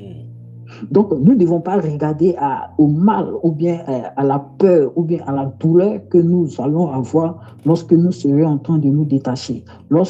Si je quitte ce mari, peut-être il va arrêter de payer ma maison. Oui, il va arrêter de payer ma maison, de payer ta maison, mais accepte de quitter, même s'il faut que tu dormes dehors 2 jours. Dehors ces 2 jours et tu verras par la suite. Et tu verras par la suite. Non à la compromission. Bon, mon frère Hélène, justement, il y a une autre catégorie de personnes, de restitution à faire. C'est pour nous qui sommes ici, dans ces pays, et où l'État donne des aides. Il y a des personnes, c'est beaucoup plus au niveau des femmes, qui ont des maris, mais dont les mariages ne sont pas déclarés. Donc, ils vivent comme s'ils étaient dans le célibat et qui reçoivent des aides, en tant que femmes seules, avec peut-être 4 enfants. Et ça aussi... Attends, frère, d'autres ont même déclaré que ce sont leurs frères. Voilà. Et justement, ils vivent des aides, ils reçoivent des aides, alors qu'ils sont mariés. Ils savent qu'ils sont mariés, mais ils sont déclarés comme étant célibataires. Ça, c'est des restitutions qu'il faut faire. Il faut déclarer à l'État. Il faut arrêter ce genre de choses. Oui, mon frère. Il dit qu'il faut déclarer à l'État et arrêter justement cela. Amen, tout à fait. Parce que c'est tellement subtil. Les aides que les gens reçoivent à gauche, à droite, il faut vraiment, ces aides peuvent être une pierre d'achoppement pour notre vie de sanctification. Ça peut nous amener à nous éloigner. Frère Georges, oui, mon... Ce n'est pas ça peut. 1 Thessaloniciens, ouvre la Bible, ouvre. Que Dieu vous bénisse. Amen, amen.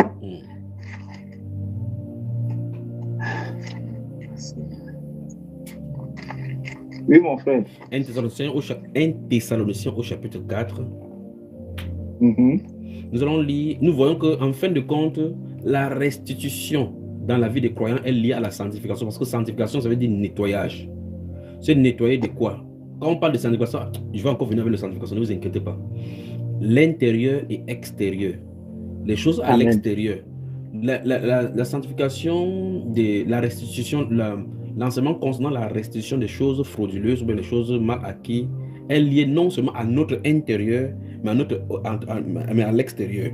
Parce que tu peux avoir le témoignage de la chose frauduleusement acquise, mais il y a le mobile dans ton cœur. C'est-à-dire que ça peut être la cupidité, les mauvais calculs, les dissimulations, ça se trouve à l'intérieur. Donc, ta corruption intérieure est démontrée par ta façon de marcher en faisant ces voies détournées. Je ne sais pas si tu comprends. Oui. Lisons maintenant du verset 3 jusqu'au verset 7. Allons-y. 1 Thessaloniciens chapitre 4, partie du verset 3. Ce que Dieu veut, c'est votre sanctification.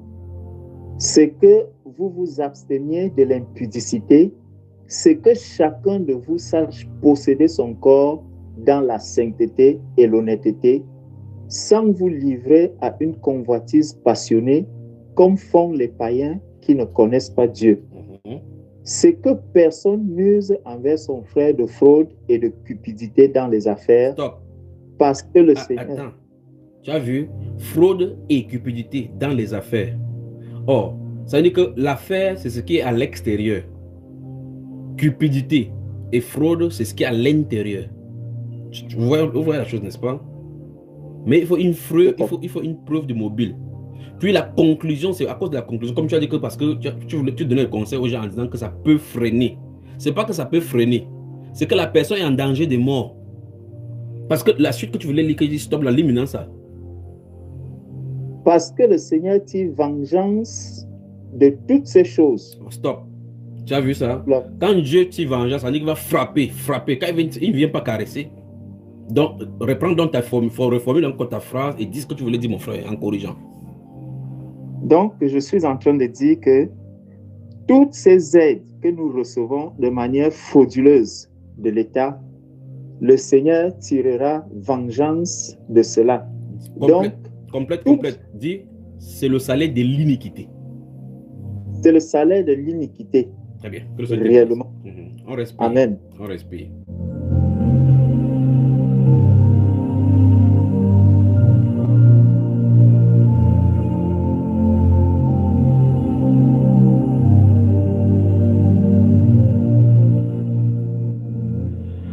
Frère Georges, frère Eden. Oui, mon frère. Oui, mon frère. Vous remarquez que dans le livre de 1 Pierre, l'apôtre Pierre lui dit, soyez saints, et si vous invoquez comme Seigneur celui qui est saint, soyez saints dans toute votre conduite. Donc, pour que quelqu'un sache s'il est dans la fraude ou bien dans le truc mal acquis, il faut qu'il vérifie seulement en disant le comportement qu'il pose vis-à-vis de quelqu'un dans les relations de business, ainsi de suite. Et il faut toujours qu'il pose sa question, est-ce que ce qui est fait là, c'est sain devant le Seigneur? Parce qu'il dit que soyez saints dans toute votre conduite. Conduite, c'est comportement. Or, le comportement a deux phases, extérieur et intérieur. D'accord, mon frère? Comme par exemple, la Bible déclare que l'enfant laisse déjà voir si sa conduite sera bon ou mauvais. Donc, ça veut dire que tu peux percevoir en voyant la façon qu'il fait. Tu sais vraiment si celui-ci va marcher dans la bonne voie. Amen. Amen. Donc, il y a la sanctification extérieure. Amen. Maintenant, dans ces intercessions, on va revenir quand le Seigneur va demander qu'on amplifie encore le niveau par rapport à la sanctification. Il dit que qu'on sache posséder son corps dans la sainteté et l'honnêteté. Qu'est-ce qu'on parle de l'honnêteté?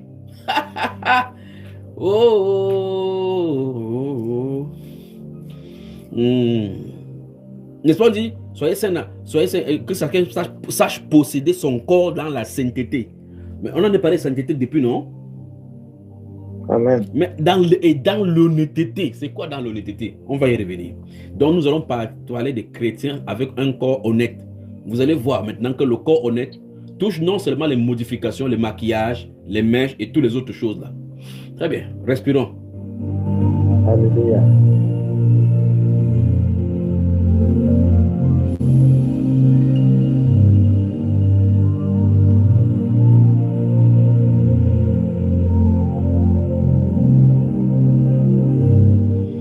Tu vois quelqu'un sur Facebook, tu causes avec quelqu'un, elle a modifié son visage. Quand vous rencontrez physiquement, quand il fait soleil, tu peux croire que c'est une grand-mère.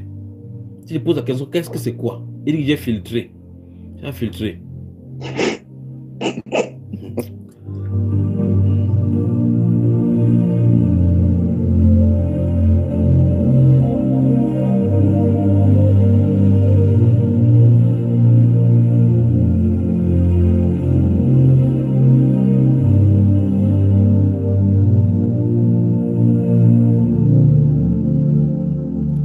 Rien de plus déconcertant, de plus malhonnête que la dissimulation.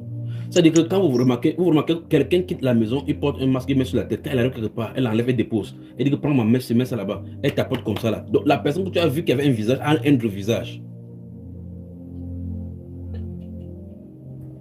C'est la comédie, non? Nous sommes dans un monde de comédie. De comédiens. Parce qu'un comédien, c'est quelqu'un qui joue un rôle pour amuser. Sauf que celle-ci ne joue pas un rôle seulement pour amuser, pour détruire les âmes. C'est les comédiens séducteurs de destruction.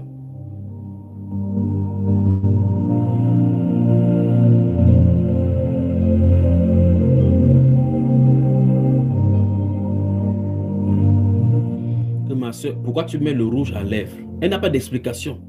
Elle n'a pas d'explication. Il n'y en a pas. Tu mets ça, pourquoi? Tu mets le bleu à yeux.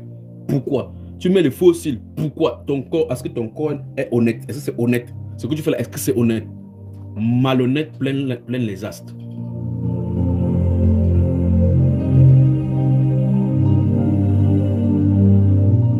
En tout cas, c'est celle qui est malhonnête comme ça, avec des choses malhonnêtes sur elle, qui pose la question à la sainte fille de Sarah, que pourquoi tu ne portes plus les mèches?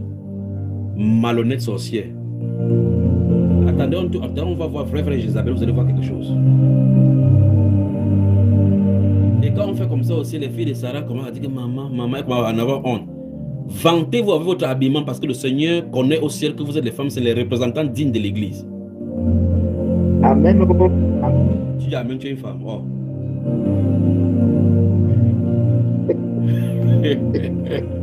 Mon frère Georges. J'encourage mes soeurs, mon frère. Relis encore c'est 1 Thessaloniciens chapitre 4, là, verset 3, mon frère. On va y revenir plus tard. Relis encore voir. 1 Thessaloniciens chapitre 4, verset 3. J'avais déjà fermé.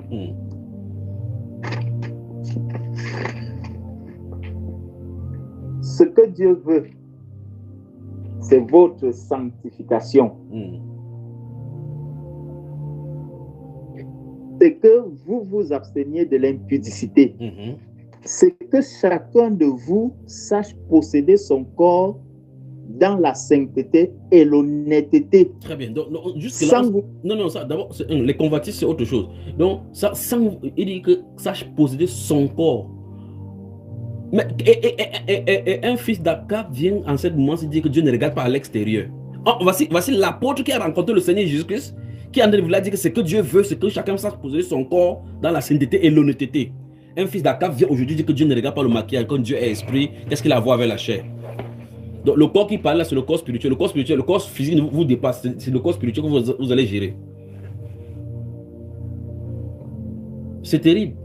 Lors de la cristallisation avec mon épouse qu'on a organisée, il y avait une femme que j'ai invitée là-bas, une femme qui travaille dans une société ici de la place. Après, je crois qu'à un moment donné de la soirée, elle est venue vers nous, elle a fait quelque chose, elle est partie. J'ai demandé à ma femme que c'est qui ici. Ma femme dit que c'est toi qui l'as invitée. J'ai dit comment ça, c'est moi qui l'ai invitée. Je ne la reconnaissais plus. J'ai dû, c'est après dans les vidéos, dans les photos que j'ai zoomé. Parce qu'il a d'abord pris la femme en charge pour dire que j'étais invité, tu n'as pas venu, dit que j'étais là. C'est moi qui suis venu devant vous. Frère, c'est une personne d'autre, une autre personne. Même les hommes qui embrassent les femmes avec le rouge à lèvres, avec les choses sur le visage, les poudres là, vous léchez les choses aussi dehors. Que Dieu vous garde.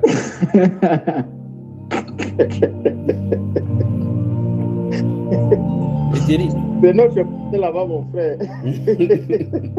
Franchement. Et tout ça, ça contribue à la destruction du corps. La destruction du corps. Le jour où le cancer va prendre leurs lèvres, et comme ça vient à petit feu, ça va gonfler les lèvres, ils ne vont pas savoir. Et même ça entre dans le porc, dans le corps. Ils ne savent pas que le porc, ça infiltre dans le corps pour modifier même les gènes. Plus tard, ils vont avoir le cancer dans la peau, sous la peau, sous cutanée. Ils vont raconter des choses. Après, quand ça sera fort, ils vont venir s'appeler que moi, le frère Junior, j'ai le cancer embrassé mon sein. Oh. Vous allez m'écouter maintenant. Vous m'écoutez avec votre mèche qu'on a fait sur la tête. Coupez cela, vous avez les queues de serpent sur vos têtes.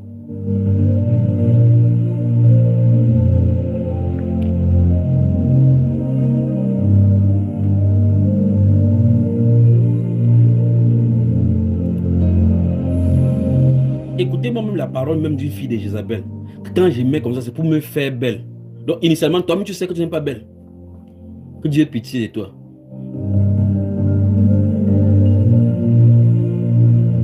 Alors la première grande restitution maintenant ce soir consiste à la restitution du corps initial que Dieu t'a donné. Restitue les cheveux de Dieu. Restitue les lèvres de Dieu. Restitue la peau de Dieu. Restitue les ongles de Dieu. Restitue les yeux de Dieu.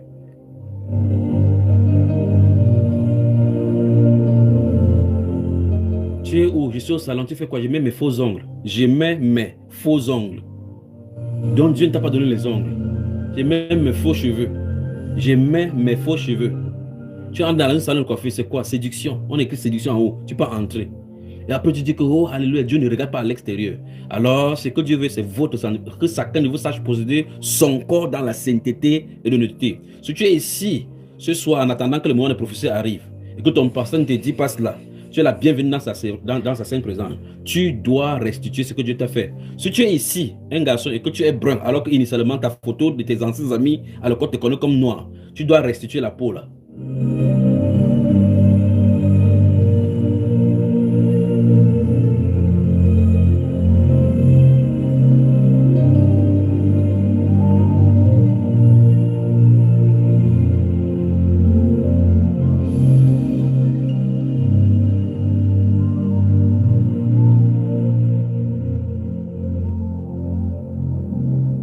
J'ai percé mon nez, j'ai percé les piercings, j'ai percé même jusqu'à sur le nombril. Tu perces la langue, tu perces les yeux, tu perces le nez. Après, tu dis que tu es différent des sorciers. Il faut que Dieu vous montre les esprits des sorciers, comment les démons se présentent. Vous allez voir clairement que vous êtes démoniaque. Ce sont les modes dans le camp des démons qui vous sujettent comme ça.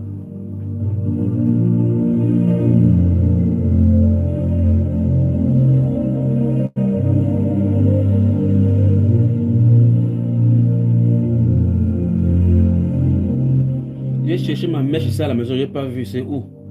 Tu montes sur la moto, le string à l'extérieur. Après, quand tu t'en vas pas, tu te baisses, tu tires le pain pour mettre sur ça. Tu t'assois, tu prends le truc couvert. Tu ne sais pas ce que ça veut dire, que quelque chose en toi dit que couvre ça. Parmi tous les caleçons qui existent avec les tissus, tu peux prendre la corde pour mettre dans tes fesses.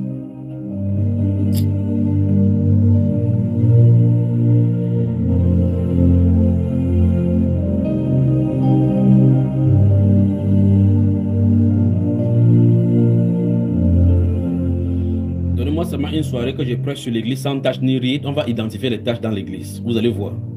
Vous allez toujours m'aimer. J'espère que tout le monde va m'aimer toujours. De toute façon, ne m'aimez pas, je vous aime toujours, je vous aimerai toujours. Et comme je vous aime, je suis obligé de vous dire ce qui est écrit.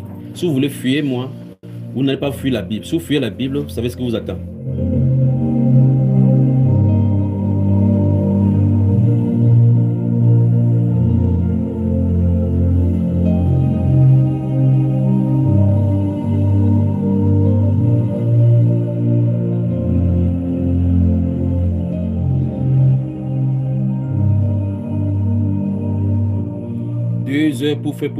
Pour faire le rasta, 3 heures pour faire les cheveux, après 1 heure pour faire le visage, pour mettre le fond de teint, après pour traiter maintenant, pour se faire le cuir chevelu.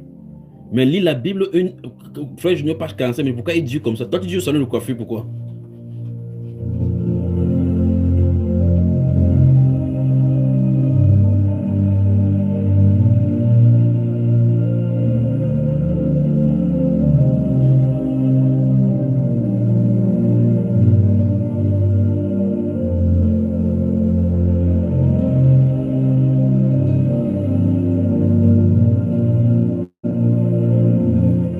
Vous m'écoutez maintenant.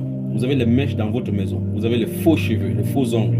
Sortez ça de votre armoire. Sinon, j'invoque l'oppression toute cette nuit sur vous.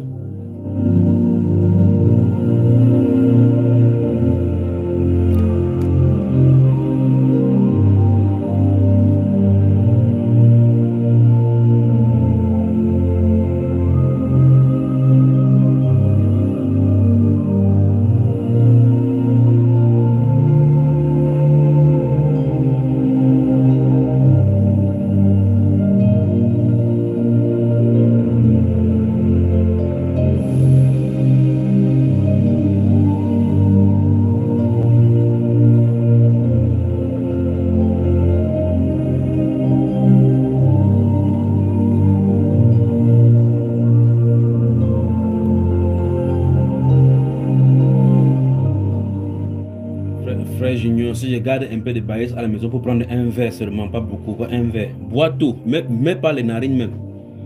il faut restituer le corps de Dieu. Si quelqu'un détruit le temple de Dieu, Dieu le détruira lui-même. Frère Eden.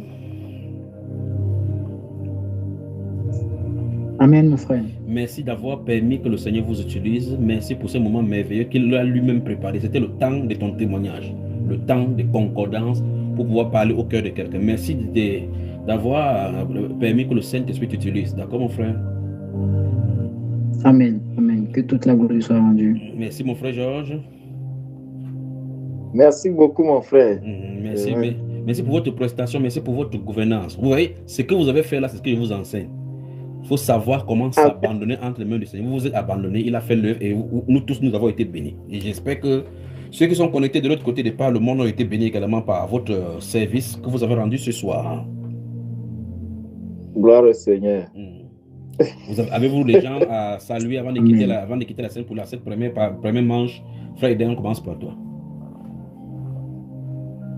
Alors, je vais d'abord saluer ma maman, ma maman Grâce, ma maman Sarah, celle dont la première fois que j'ai entendu la voix du Saint-Esprit, quand j'étais au Cameroun, c'est d'elle qu'il a parlé, en me disant qu'elle a fait mieux que Sarah. Je vais la saluer encore ce soir. Et au travers d'elle, saluer toutes ces saintes femmes et les encourager. Et au travers des femmes, dire à nos sœurs qui ont du mal à se séparer, lorsque nous parlons de restitution, on ne dit pas de prendre vos mèches pour aller donner aux autres, c'est de les brûler. Lorsqu'on parle de restitution, on ne dit pas de prendre le pantalon, des habits, des vêtements que vous ne portez plus pour aller donner aux autres. Vous n'allez pas refuser la prostitution pour aller donner la prostitution à quelqu'un d'autre. Donc, brûlez-les. Brûlez-les. Nous vous encourageons vraiment à avancer dans le Seigneur. Quand j'ai fini de saluer mes soeurs, je vais saluer les conducteurs. Ceux-là qui, chaque semaine, perdent au moins 2 kilos, 3 kilos, 4 kilos, 5 kilos, que vraiment le Seigneur les fortifie. Je leur dis merci parce que non seulement ce courage-là, ça nous fortifie, ça fortifie le peuple. Et je salue l'ensemble des conducteurs, que ce soit au Cameroun, que ce soit en Côte d'Ivoire, que ce soit en France, partout ailleurs. Et je veux vraiment glorifier le nom du Seigneur Jésus-Christ au travers de son serviteur, mon bien-aimé frère Junior. Je dis merci parce que nous sommes des soldats. Et cette formation-là, vraiment, je ne pense pas qu'il se trouve une autre formation au-delà. Paul, le serviteur David pouvait dire que l'instruction du Seigneur, ça lui rend plus sage que ses maîtres.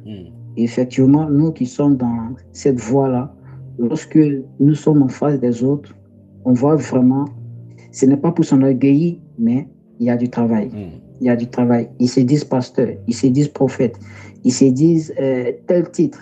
Mais quand ils se mettent à te citer un tel verset, soit ils ne terminent pas, soit ils te remportent, ils te disent vraiment du n'importe quoi.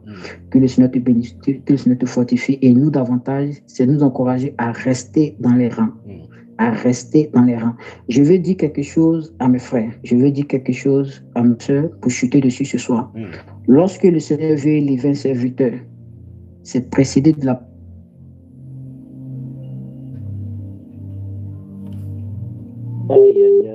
Non, il va revenir, ne t'inquiète pas, le frère Georges, il reviendra. Il peut y arriver des persécutions. De toute façon, des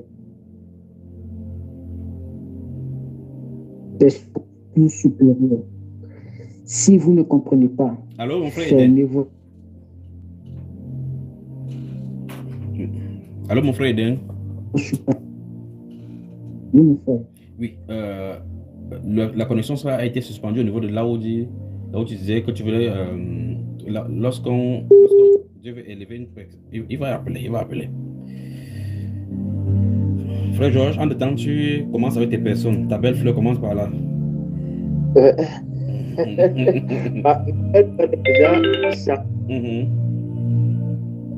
Elle est déjà salopée depuis. Ok, alors, je laisse d'abord. Oui, le frère Eden est revenu. Vas-y, finis, frère Eden. C'est revenu. Tu étais au niveau de là, lorsque Dieu veut élever une personne. Oui, je disais, lorsque le Seigneur veut élever son serviteur, il y a la persécution qui précède. Il peut y avoir même parfois des scandales. Et ces scandales-là, c'est signe, ça peut être signe de tamis. de sorte à ce que les véritables soient encore plus fortifiés et que ceux qui étaient là pour les biens matériels puissent être écartés. Donc, je veux encourager mes soeurs, je veux encourager mes frères pour dire, lorsque nous serons dans de telles mouvances, fermons nos soupapes, prions le Seigneur, restons dans les rangs et avançons. Cette voix que nous avons entendue, ce n'est pas la voix d'un homme. Ces témoignages que j'ai pu dire, j'ai pu rendre, c'est pas parce que le Seigneur m'a connu d'avance ou quoi que ce soit, mais le Seigneur l'a utilisé véritablement et le Seigneur m'a béni au travers de lui. Donc je veux nous encourager véritablement à rester de cet évangile, non pas comme venant d'un homme, mais venant du Seigneur directement. Amen. Que le Seigneur nous bénisse. Amen, mon frère Ben. Amen, amen. Dès que tu as raccroché